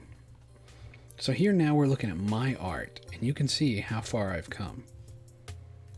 Beautiful art. This is the peak of my talent. This is me really trying one night. I bring this up not to crow about myself, but look, here's me drawing some faces. What do you think about these, Linsku? They look more realistic than mine. Thank you. Thank you for saying so. It's still me struggling. See, here's some more. That if I didn't do tests like this, if I didn't prototype my own view of the human body, and I don't know if you can see it on the stream. I think you can. See this weird robot version I have? This is me working. Yeah. This is me as Da Vinci working out the proportions in my own head, saying, if I pattern characters off of these proportions, do I get good results? So I taught myself by looking and doing, and yeah, I read some books here. Here's a picture I never finished. This is going to be like cyberpunk Pocahontas. That looks awesome. This is one of the reasons why I want to have a Patreon, because I want people to comment on my art and say, man, you really should. Here's another picture I didn't finish yet. Almost finished. I gotta say, you need to finish those. Rock on. Rauhoitu. Here's one that I haven't finished. I made a bunch of notes to myself. Forgot still. It's underwater scene. Mille? Me maahan. But the point Me is, maahan. it wasn't until... Here's one I'm actually proud of.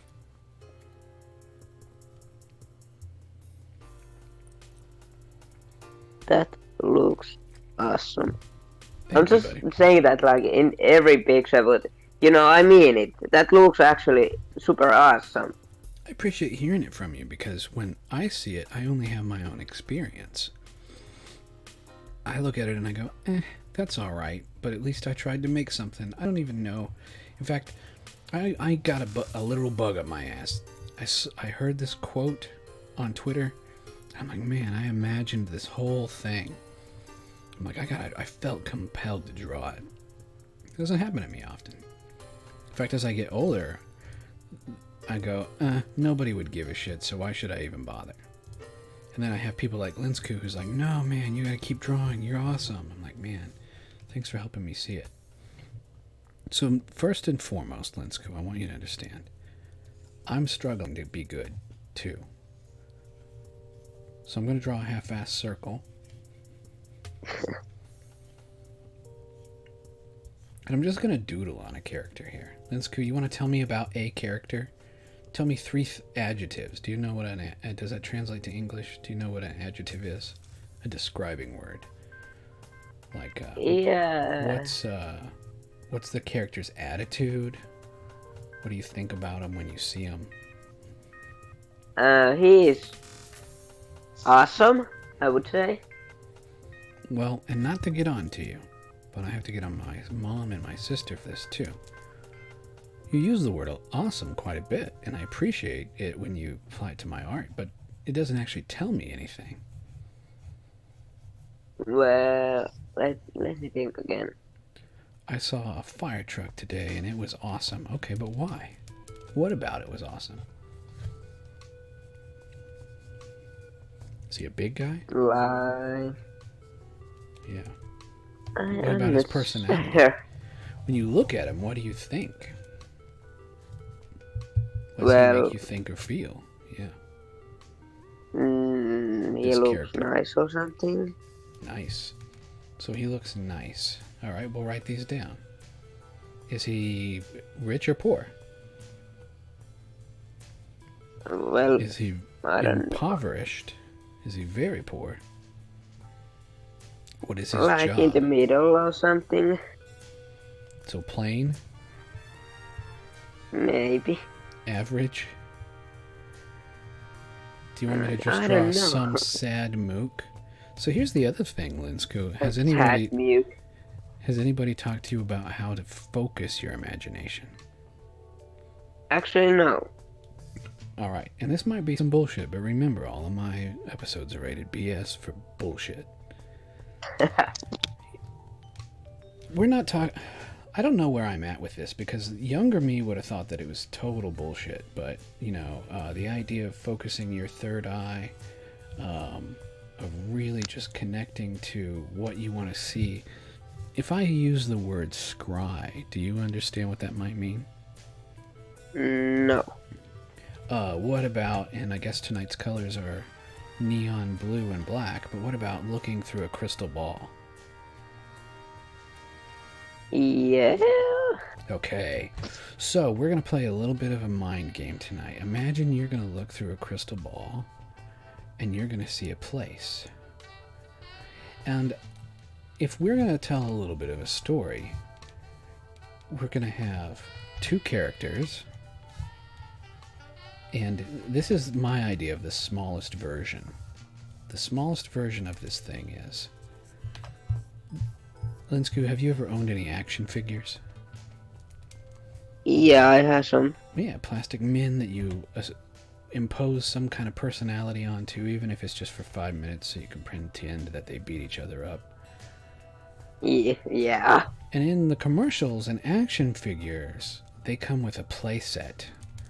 Or have you ever played any fighting games like Street Fighter 2 or Tekken or Soul Calibur or Mortal Kombat? Well, tried like Mortal Kombat few times, but not that much. You know, when you have a game of Mortal Kombat, those characters fight on a stage, right? Yeah.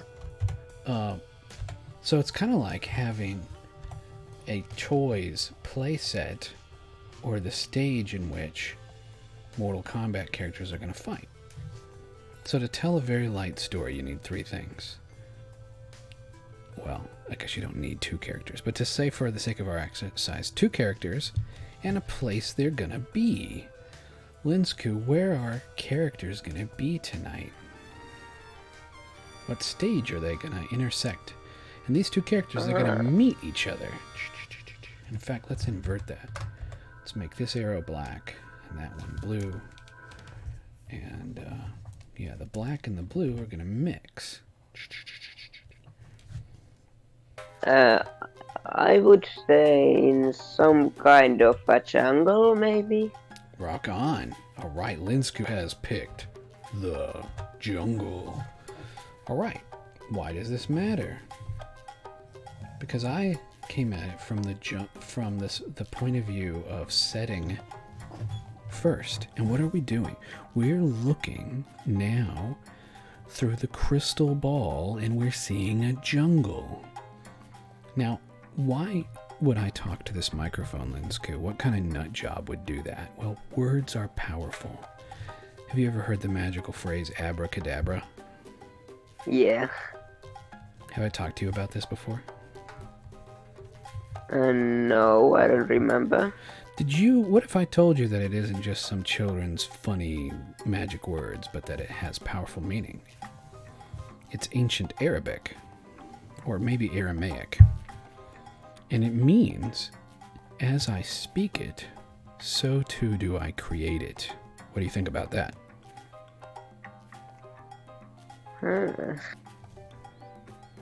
Interesting. So today we're speaking words at each other that are being passed around this giant blue marble. And we're joining together in group hallucination.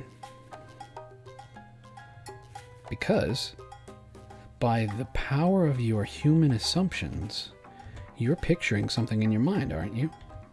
When I say jungle? Yeah.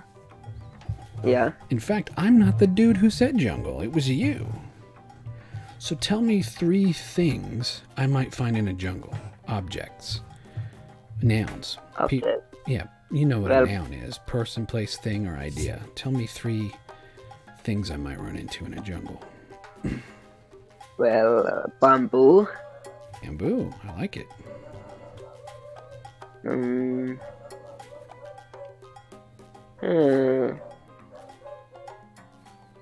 Person, place, I'm thing, just or thinking. idea. Hmm. Sorry, this is taking some time. I'm just thinking hard. And that's all right. What we'll do is we can skip it, and if you think of something later, we'll fill it in. All right, Linsku. We got two characters, A and B. So, what do we know about them? What are two? What? Tell me. Let's just focus on one. Let's focus on B because that sounds fun and contrary. Let's just. Well, And so, B. Yeah. the mental exercise is think of a character that you would find in a jungle. You know, he's supposed to be there. Oh, I don't know, but I just thought of Indiana Jones. Well, thank you. So now, as we take the rock that is Indiana Jones, and we smack it with a hammer, and it breaks into three pieces, what do we want to steal from Indiana Jones? Now, Indiana Jones is first and foremost actually a scholar, even though he seems like he's physically a badass. But do you want the character in question to be somewhat of an archaeologist? I don't know. Or is he going to be a physical badass in the jungle? Be like, you know, a guy who would have a machete, like a, what's the word I might Like use? Rock? Like a trailblazer. Yeah. Or like The Rock. Is that what you're saying? Yeah. Rock on, yeah. Maybe like from Jumanji. So, I actually watched that movie like a few weeks ago. rock on. I watched the original one with Robin Williams, and I'll tell you that Robin Williams is probably my favorite actor of all times. May he rest in peace.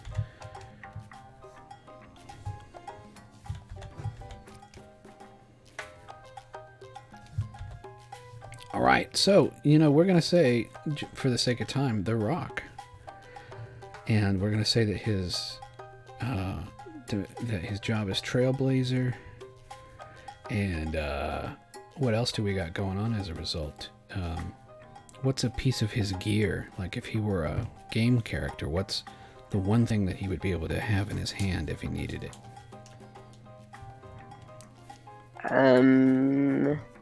The gun, a machete, a snack. Well, a machete. Yeah, he's gonna have a machete because machetes are frelling cool, right, man? Boom. What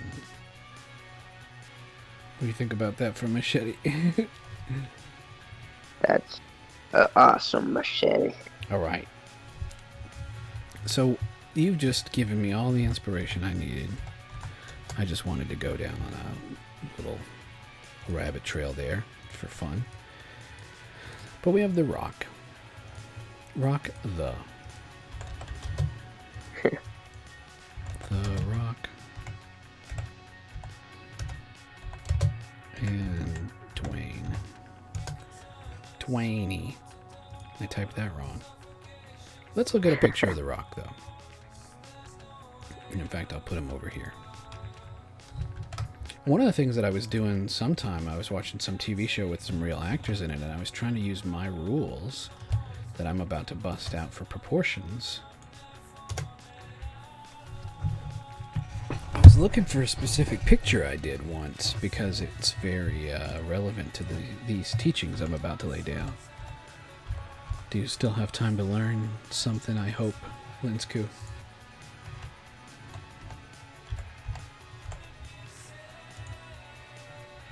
Are you with me, buddy? Maybe Linsku is AFK. It's alright. Trying to find one specific photo here in my repertoire. It's actually me making fun of myself, which is important.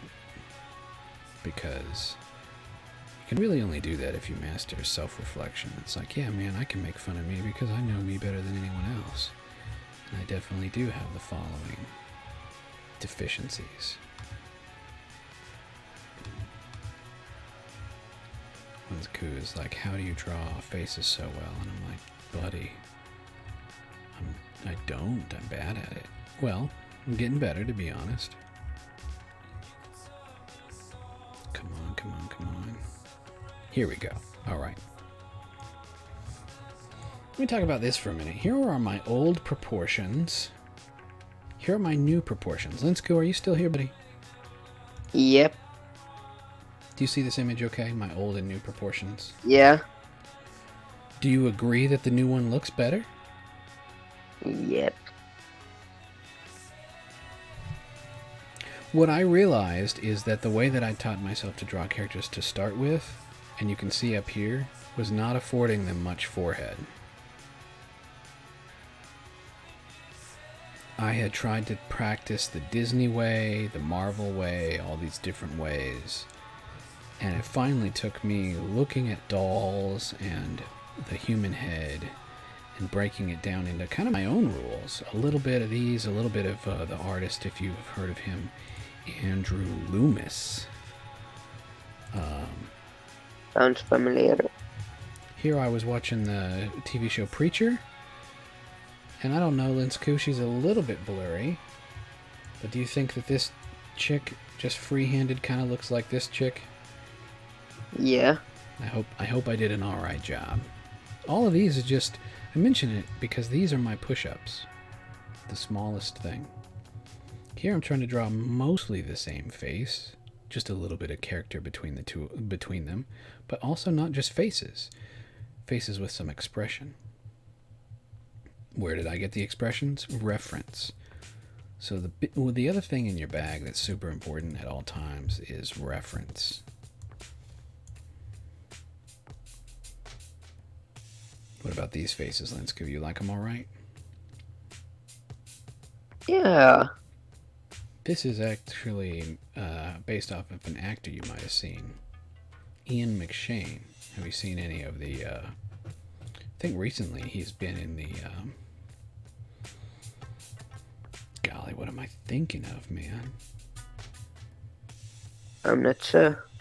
The dude, he's a mobster and they come after his dog. Oh. Yeah.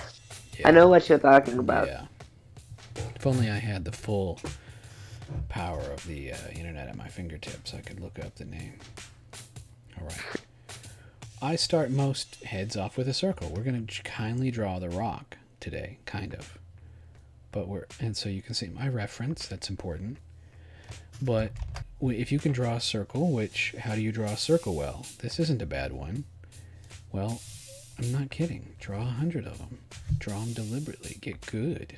Go slow. Go fast. Sometimes when I draw circles with my pencil, I draw real light. Let's turn the opacity on this down like it were a pencil. So see how I build it up? It's like, okay, well, then I'll go darker in the areas. And so it's okay if it has like a halo around it. But then if this were a pencil, you would just draw darker over the parts you want to keep, right? Yeah. Okay, that's mostly good, right? This is very sketchy when I do that with my pen. Making this feel more like a pencil. I actually want this to feel like a pen because I want to get good at allowing myself to be a little sloppy. I like drawing with pen sometimes. Let's keep this thin though. Because this doesn't have to be perfect. So we can divide a circle in half this way. And you get good at kind of picking the middle and dividing the circle in half that way. Are you following along at home at all, Linsku? Actually, let me get a pen real quick. Pen, pencil, drawing, whatever you want.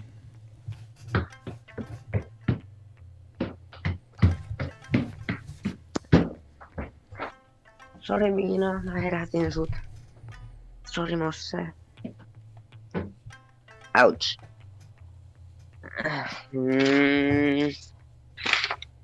There. And my pencil, where did it go? And so if you're going to take the rock and draw him as a character, that circle is right about here. And you're going to see the landmarks that I lay in.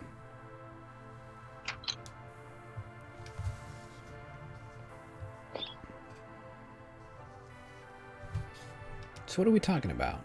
while Linsku is getting a piece of paper, this is a character. Ah, there it is. Do you, and so from here we could give him, well, wrong. But even this could be, you know, he could have a spine. This is basically the start of a skull. Alright, Linsku. Do you feel comfortable that you can make a fairly clean circle? Yep. Alright. So you made your circle, and what's most important isn't... The vertical axis is important some. You know, you can make that a dotted line if you want, but this, dividing it in half here is important. So divide it in half. In fact, I'll try and do it on the side here too.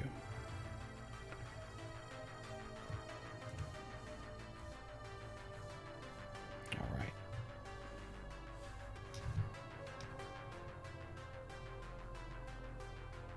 Done. Alright, so Linsku is all caught up. Here's what we're going to do. We're going to measure, and I know that this sounds funny, but I like to measure by listening to the sound that my pen or pencil makes. This is how I taught myself. But, soomp, soomp, soomp. See, feel as you drag it across the paper. I have music on right now, but it makes a sound. I feel it through my fingertips. And so if I do this stroke, and sometimes you don't even have to touch the paper, this line, as long as it is, I'm going to do that same thing down here. Boom.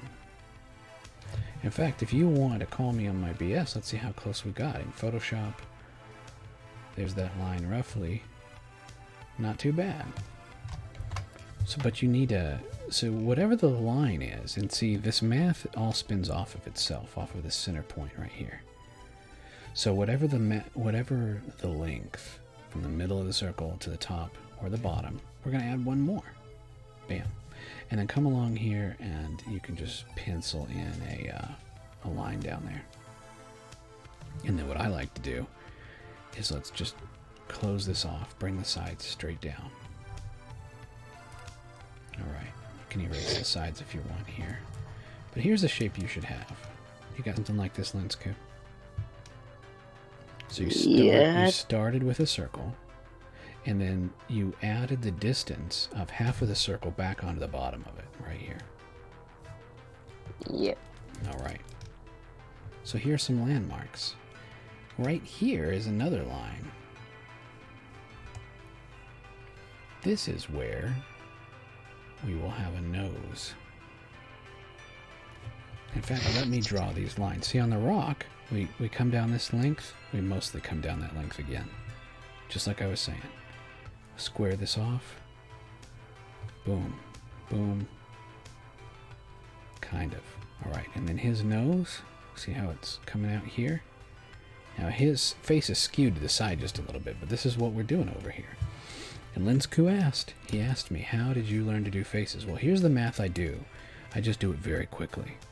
So, here's the next thing I want you to do, Linsku. You see this box here? I'll make it blue. Yeah. We want to take this section here and divide it in half. Let's put a line right there. Okay.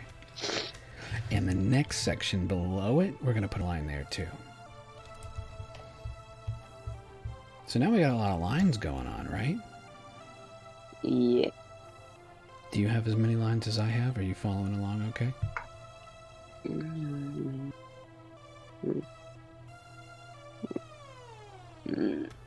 Oh. And I'll go back a minute if you want me to. So, Yeah, I have the same. man, Linsku says he's got the same. So, let me go forward again. Let me back up because I can do this quickly. You take your circle. You divide it. You take half, you add it to it. Here you go. Now in this section, you take, square this off down here at the bottom of the circle if you want. Take this, cut it in half, take this, cut it in half.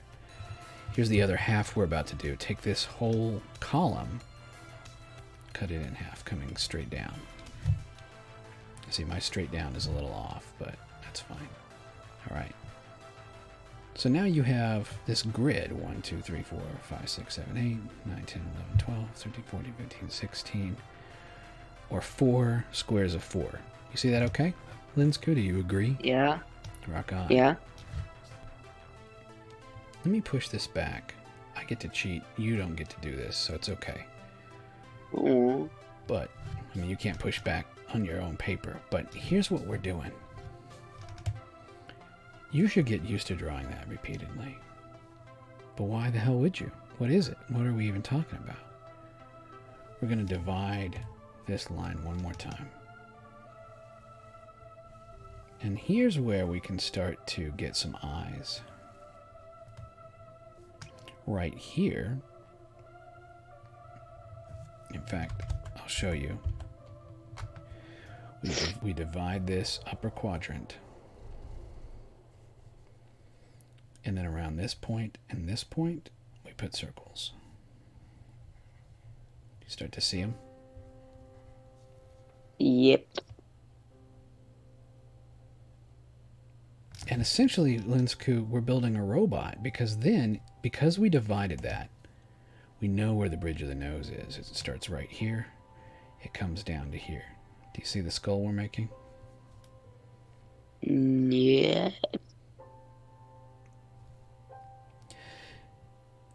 Now, if you want to divide this again, you can.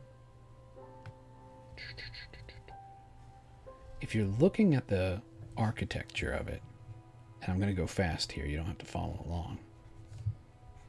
This is a human skull. Here's some teeth. Are you starting to see the dumb robot version of the character we're drawing, Linsku? Yeah. The Rock. Rock. Yeah. Have you seen the show Westworld? No. Very interesting concept. Yeah, basically the whole thing is a theme park set in a vast desert where rich people pay money to go back to Western times. But like an MMO, the characters they run into, the locals, they're all technically robots. They know that they're robots. They're paying to go to this theme park where they can interact with fake humans. And so some people are assholes, and you hit one in the head with a shovel and you decide to dissect it, and you're like, wow, you get to see how they built these robots up. So yeah, there's some landmarks going on. We were back to this point. We dissected this. We put a point here. Drew some circles. There we are. There's a nose that's going to go here. What I like to do is I decide how big is the nose, and I draw it as a circle. As a squished. So if you have a normal circle, Linsku, can you draw a squished ball or an oval? Yeah. So how far out does that nose go? Yeah.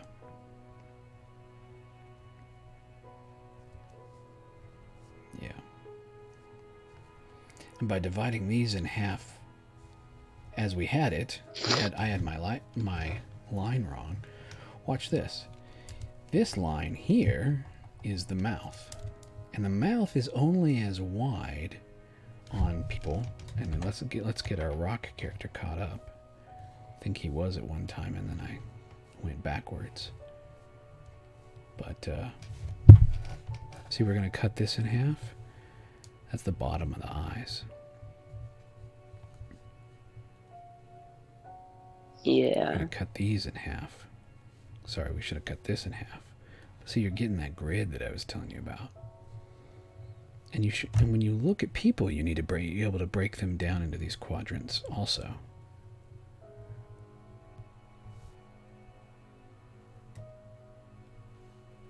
So then a person's mouth, unless they're stretching the fabric of their skin farther, a person's mouth natively normally does, their mouth is normally not wider than wherever their pupils are. So as you take let's take a, golly, I have a lot of layers I have to turn off and on. Let's take a head real quick, and what we have going on is enough of a head, even though it looks cartoony and dumb.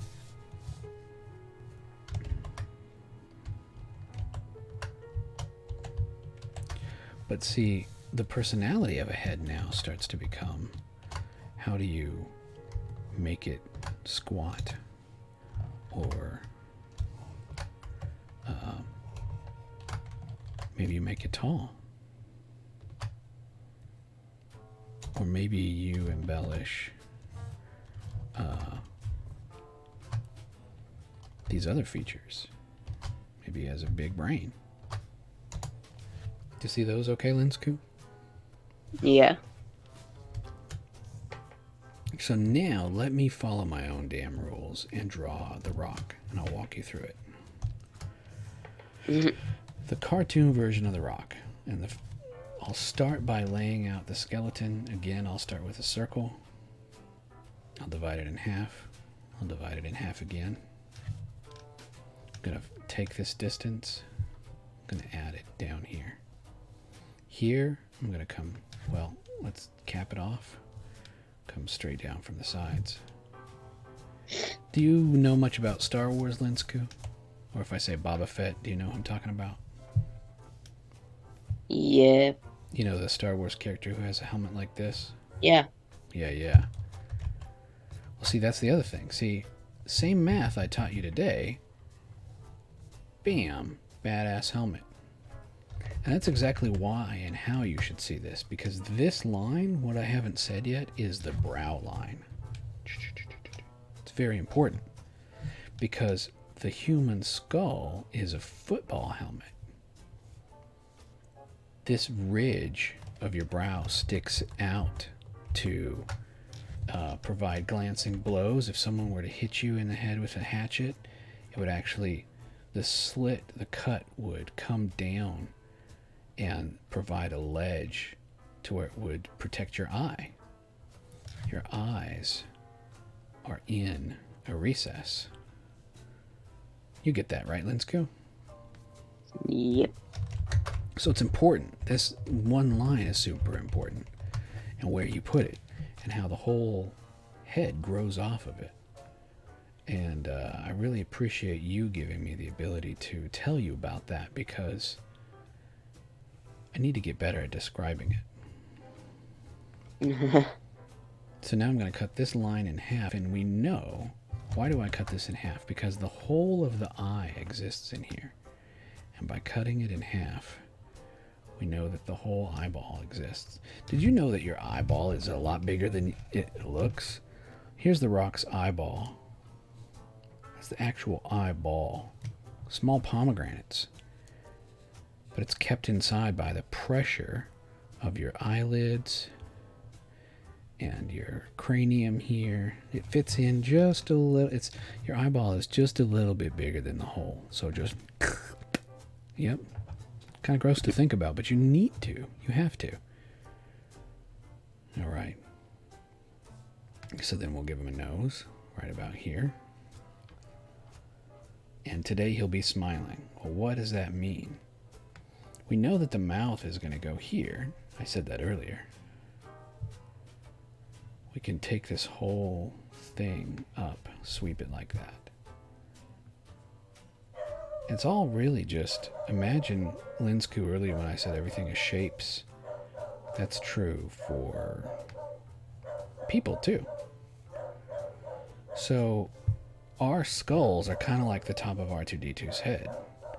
If we were to block them out, it would really be best to start with a cylinder that's round on top. Kind of like a medieval knight's helmet, or a cartoony version of that, right?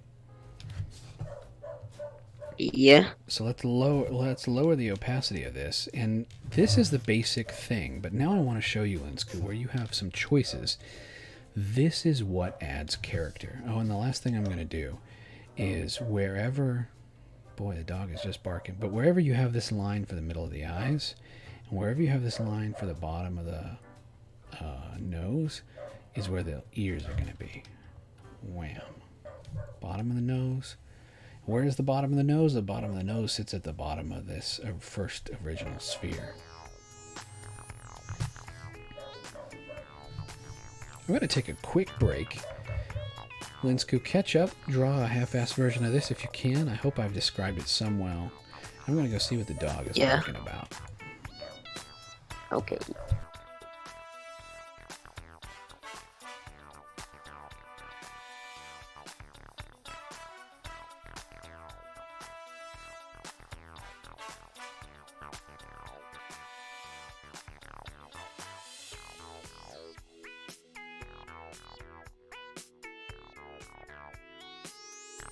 Yo. Estoy.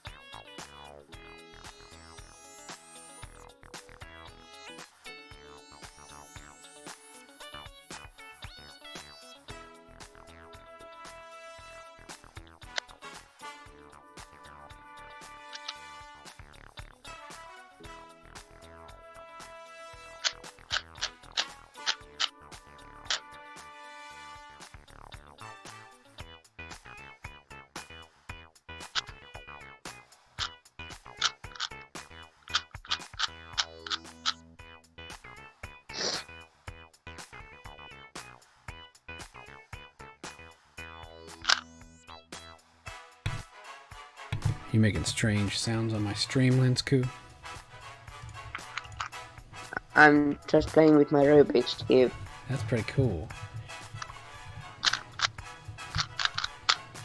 All right, so then what are some of the creative decisions? Hi. Hello again, by the way.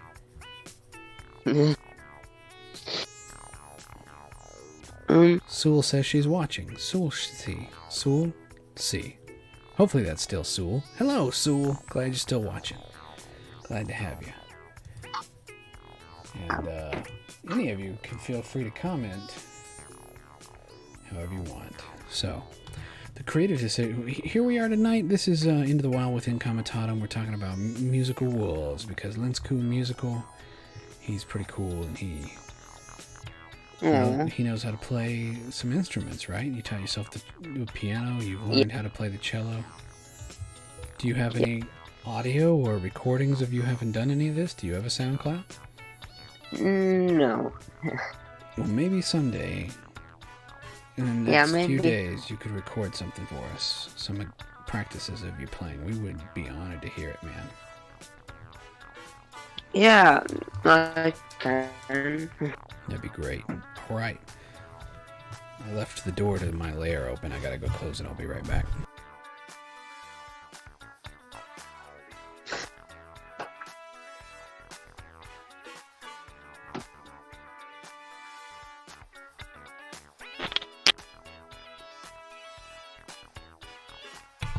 As always, if you like what you see, go ahead and hit up my paypal.me. That is to say, you know, it's that weird time of the night, folk. I could always use an extra cup of coffee if you like my energy and my vibe. You know, anything you want to throw in the bucket really helps out.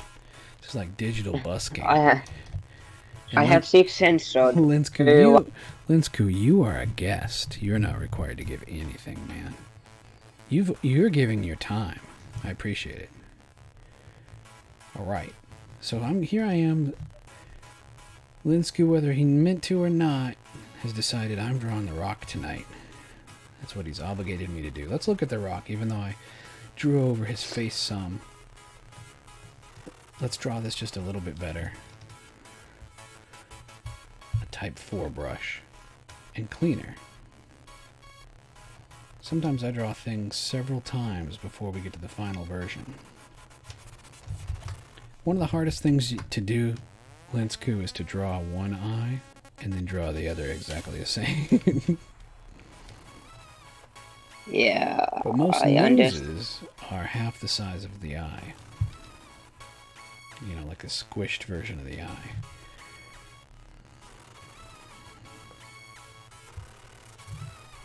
And so you have a couple choices to make. And so, Linsku, you can see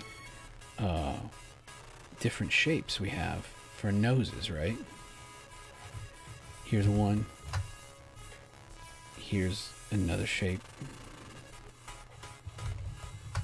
Here's a different shape. So, my point, Linsku, and how do you get good at drawing faces? Get good at drawing the underlying pattern and then realizing that now, as you add to it, you are making creative deviations from the normal pattern.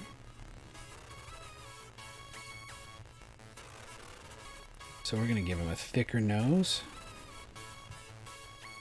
What do you think about that, Linsku? Kind of like the Sounds picture? good. Yeah. And here, the rock is smiling, and let's look at what his face is actually doing. He has this kind of shape going on. From the edges of his nose around, through his, the bottom of his lip. Let's draw the non-smiling version of the rock, and I'll show you why for just a minute. Here's some other creative deviations. Here's his lip line. Looking a lot more like a human now, right? He's got a mouth. He's got eyes, nose, and a mouth. Here's the other deviation. As you come off of this shape from here to here. Do you see these 2 points, Linsku? Here up at the ear and down here on what I would say the jaw. Now you can... What if you came straight across? Bam. What if you come down and around? See, that's another shape. See it? Yeah. What if you come down and then in? See, that's a different curve.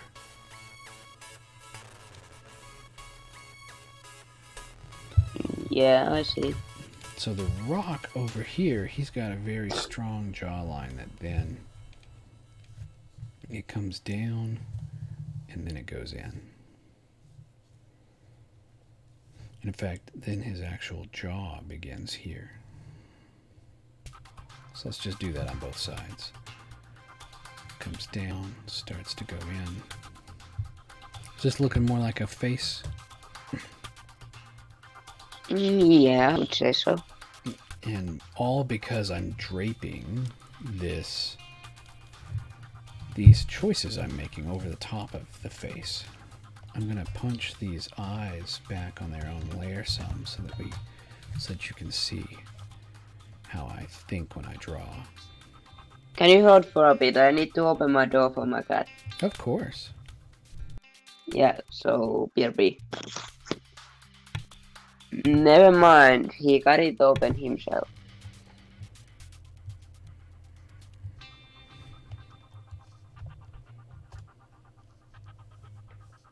Musta, mitä sä teet? All right.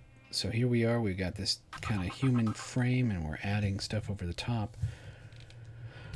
Do you remember that I've drawn several times those orbs for the eyes? The physical eyeballs?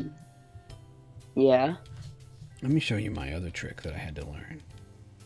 Because I'm a fan of the Batman animated series, I wanted to learn how to draw eyes like the artist Bruce Timm. It was important to me. Well, I'm going to put a pupil here and create this kind of robot prosthetic eye that I want you to see. And we'll put a lens here.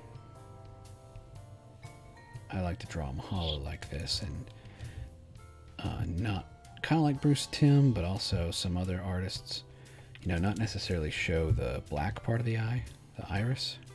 See, this is over designed in my opinion. I like a little more comic book style, and when we're done, we'll leave this a solid color.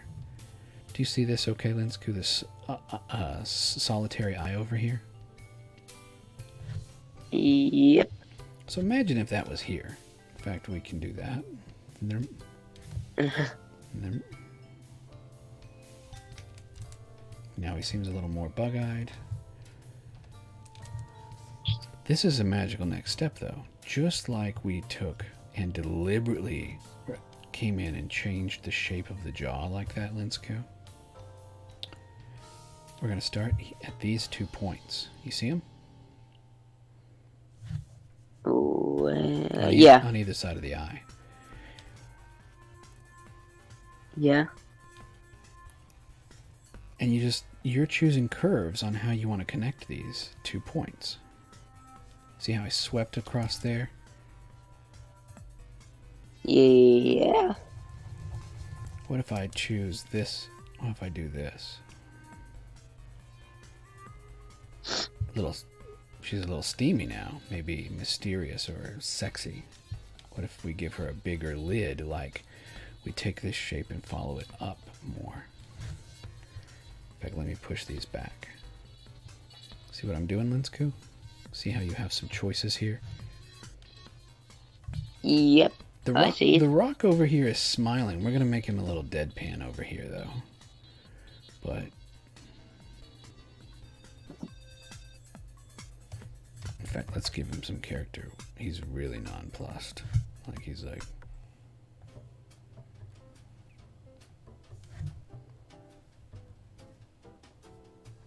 Maybe he's sleepy. So, how do you think this is looking, Linsku? Looking all right as a character? Yeah, I would say so. There are a couple other embellishments we can put here. Can give him a little bit of a cheekbone here.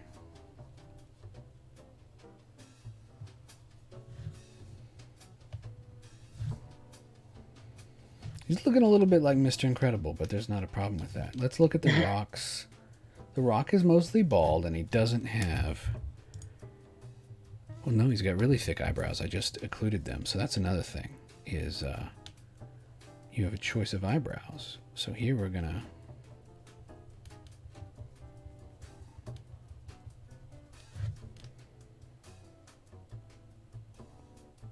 We're going to give him thick eyebrows.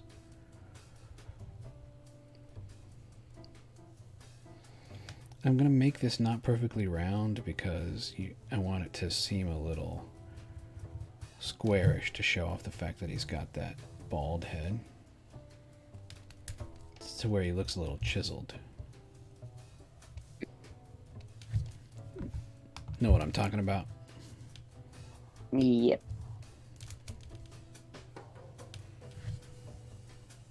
So now a couple things. Just like, did you see how I came up here and I showed you how you have options with the eyes? Yeah. You have the same option with the mouth. Look, I can do some thin lips.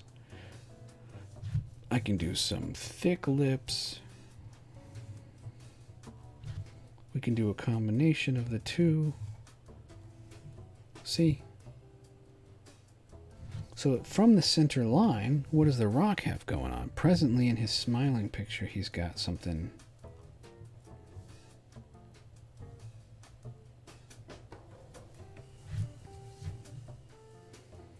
like this.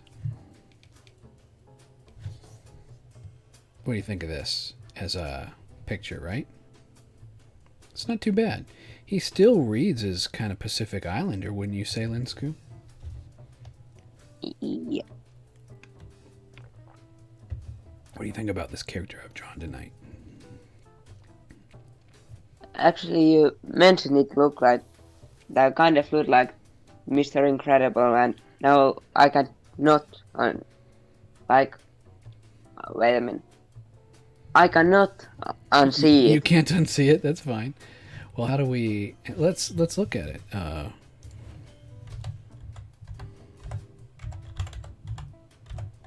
Mr. Incredible.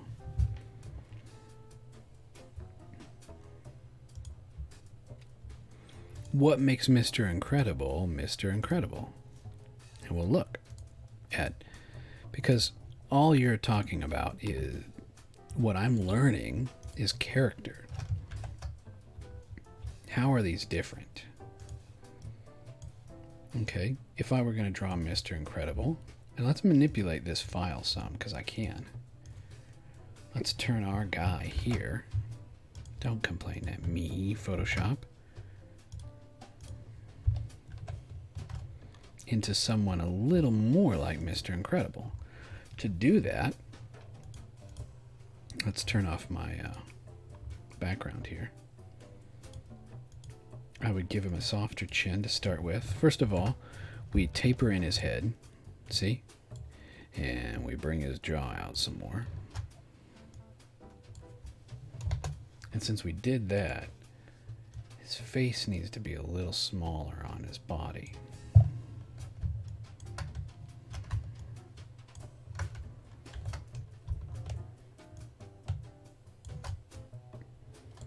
So Mr. Incredible is a little like Mr. Potato Head in some ways, too.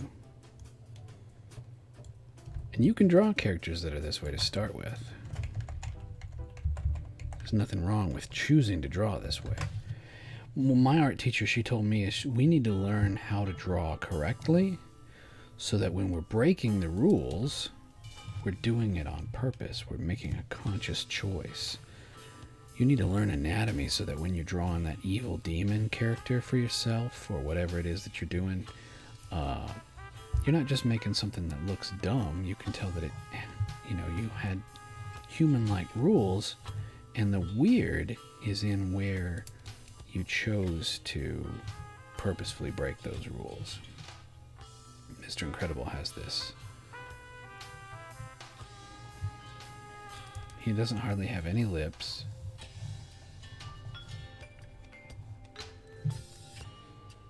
He's got not really these pronounced cheeks, but these pronounced cheeks. So this line here, yeah.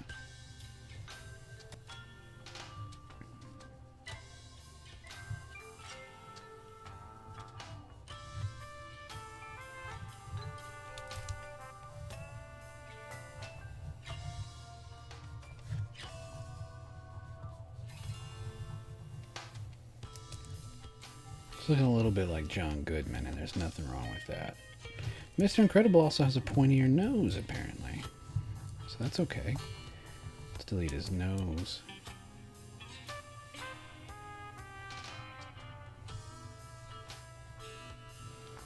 He's got this shape that comes down off his nose.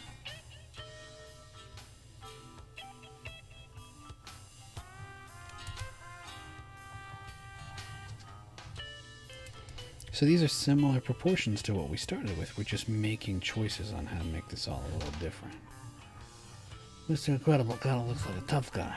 He's got these little ears down here. He's got these little ears right here. Tough guy, Mr. Incredible. Alright, and then he's got this hair. See, that's the other thing we didn't do. Here's a before and after. Here's kind of like Samoan looking. I mean, The Rock did the voice of the dude in Moana, right? So that's cool. Mr. Incredible needs some hair. Let's make it incredible hair. Let's make it a little floppy.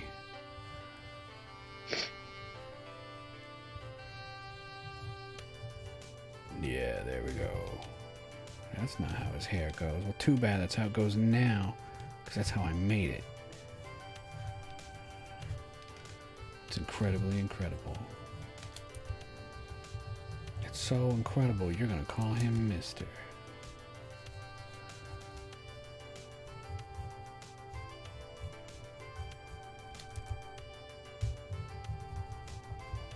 See, the other thing is feeling free to erase. Now, yeah, I'm working in a digital world, so it's like, hey man, that's easy for you to say. Well, yeah, it is easy. I chose the path of least resistance. That's why I work digitally. But don't think that I don't have sketchbooks, too.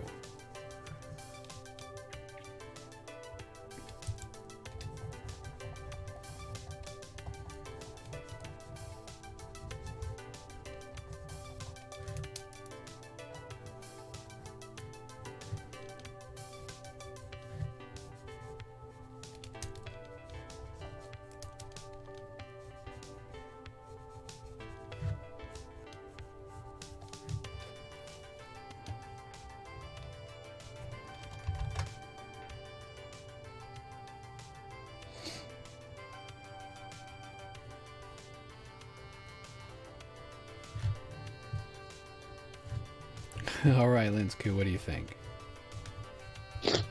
Looks actually pretty similar. Yeah, I was trying to give him some personality. I didn't want to copy it exactly. In fact, now, everything in your life is contrast. Compare and contrast. So two different characters side by side. You know, maybe they don't have to fight each other. Maybe they confront each other. Hey man, did you eat my last yogurt? Certainly not. You know I don't eat that stuff. Well, somebody did. Somebody ate my yogurt tonight. Well, it wasn't me, man. You stay on the lookout for whoever eats my yogurt again. Cool. I don't know, man. I'm just farting around. Linsku, I know I didn't do a good job of describing. Did you learn anything from this? Looking at the wireframe? Actually, a lot. Or the underlying robot of a character? I learned a lot from this. Thank you, man. It's just how I'm weird and I have trained myself to look at things. But actually, I'm really sorry that I have to go because my phone is almost dead and, you know... Yeah, I totally do. It's a bummer. But, you know, I'm really grateful that you got to spend any time with me at all. So... It was, like, super fun. I have a million times more fun when I have a friend talking to me as I go through this madness, so... But... if you're still streaming, I might be back. Okay, and man. But yeah, the I'm next probably time gonna you take stream, I'll probably definitely going be to take back. this opportunity to wrap this up soon. Go ahead and log off, Linsku. Thank you again for joining me. And I'm going to stay on you, man. I want you to record some cool stuff that we can listen to on air sometime soon. You don't even have to be around. You can just kick me the file and we'll listen to it. That way, I understand. Yeah. Thank you for streaming, though. Thank you for encouraging me. Yeah, I appreciate it. Yeah, well, but see you like next week. This has been Into the Wild with Incomitatum, episode 28. We're calling it Musical Wolves because Linsku Musical has been my awesome guest tonight. Thank you so much. Linsku's going to pop off. I got a couple more things I want to say about this art before we wrap this show up. I have been streaming for 2 hours and 45 minutes. So yeah, about 15 more minutes of me rambling. Let's talk more about character and creative choices. Let's look at this kind of, what I'm saying is like a Maori or Samoan looking dude. And like we did with the kind of John Goodman and Mr. Incredible's looking character. You know, we can... so, like, see ya next time. Yeah, see you later, buddy. See you, Linsku. Look at these, how the character changes just if I add some lines here. Or some lines here. Or some lines here.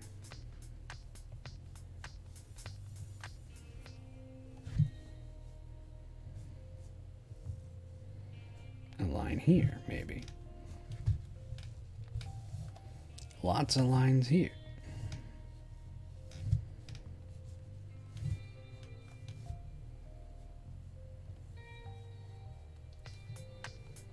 All these little choices.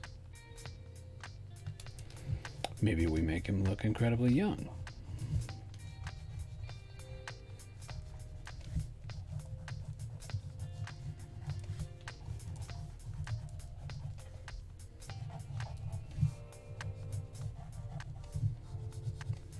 Young, huh? I think I moved off of my original grid. Let me move back onto it so that you can see some of my choices. Yeah, a younger version of him wouldn't have most of these lines. Younger version of him might have even had some hair.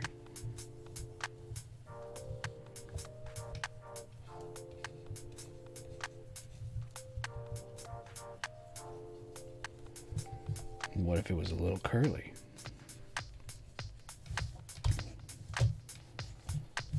So in compare and contrast, you're going to see, well,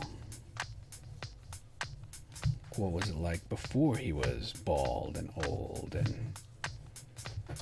what if you see a Polaroid of him?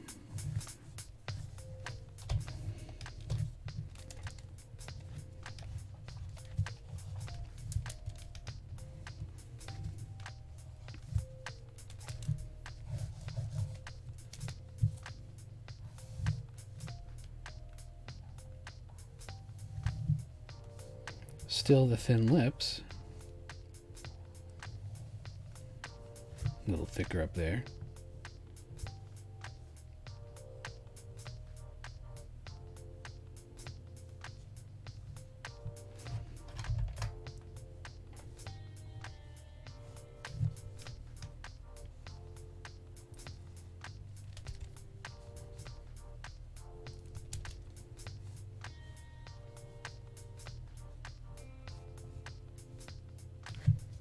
What does this look like? Different. Not bad.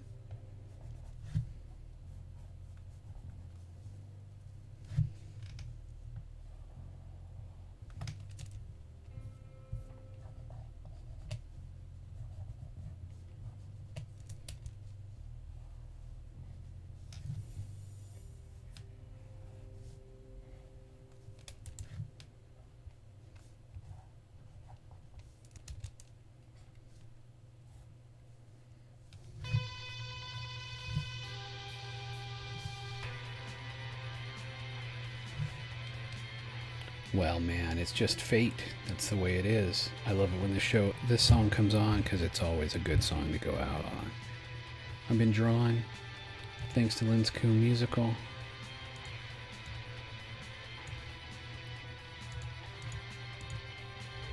Here's the cool picture we started on tonight. I don't know if it's worth refinement. Here's some other fun stuff we did. Feed the book. We looked at my story journal just a little bit.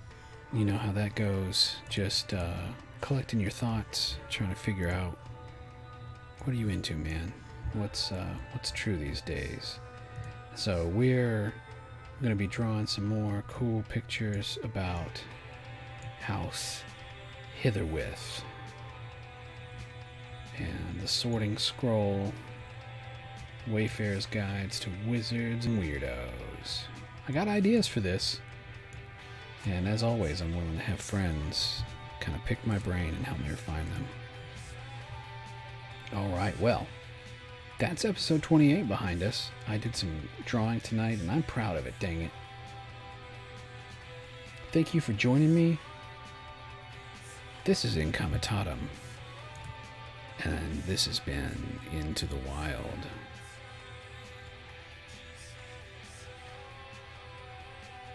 Love one another, man.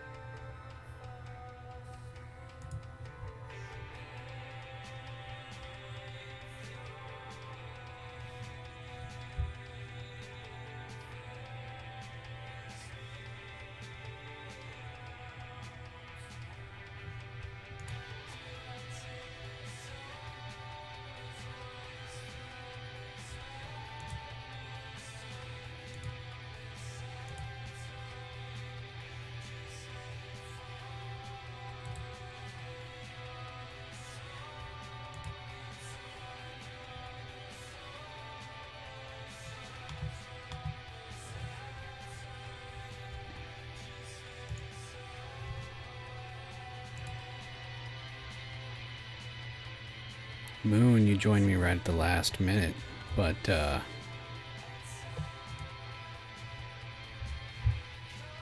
feel free to hit me up online if you want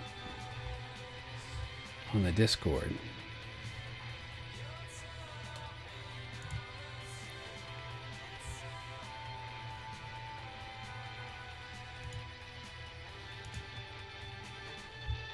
That was Solecism by Betrayal.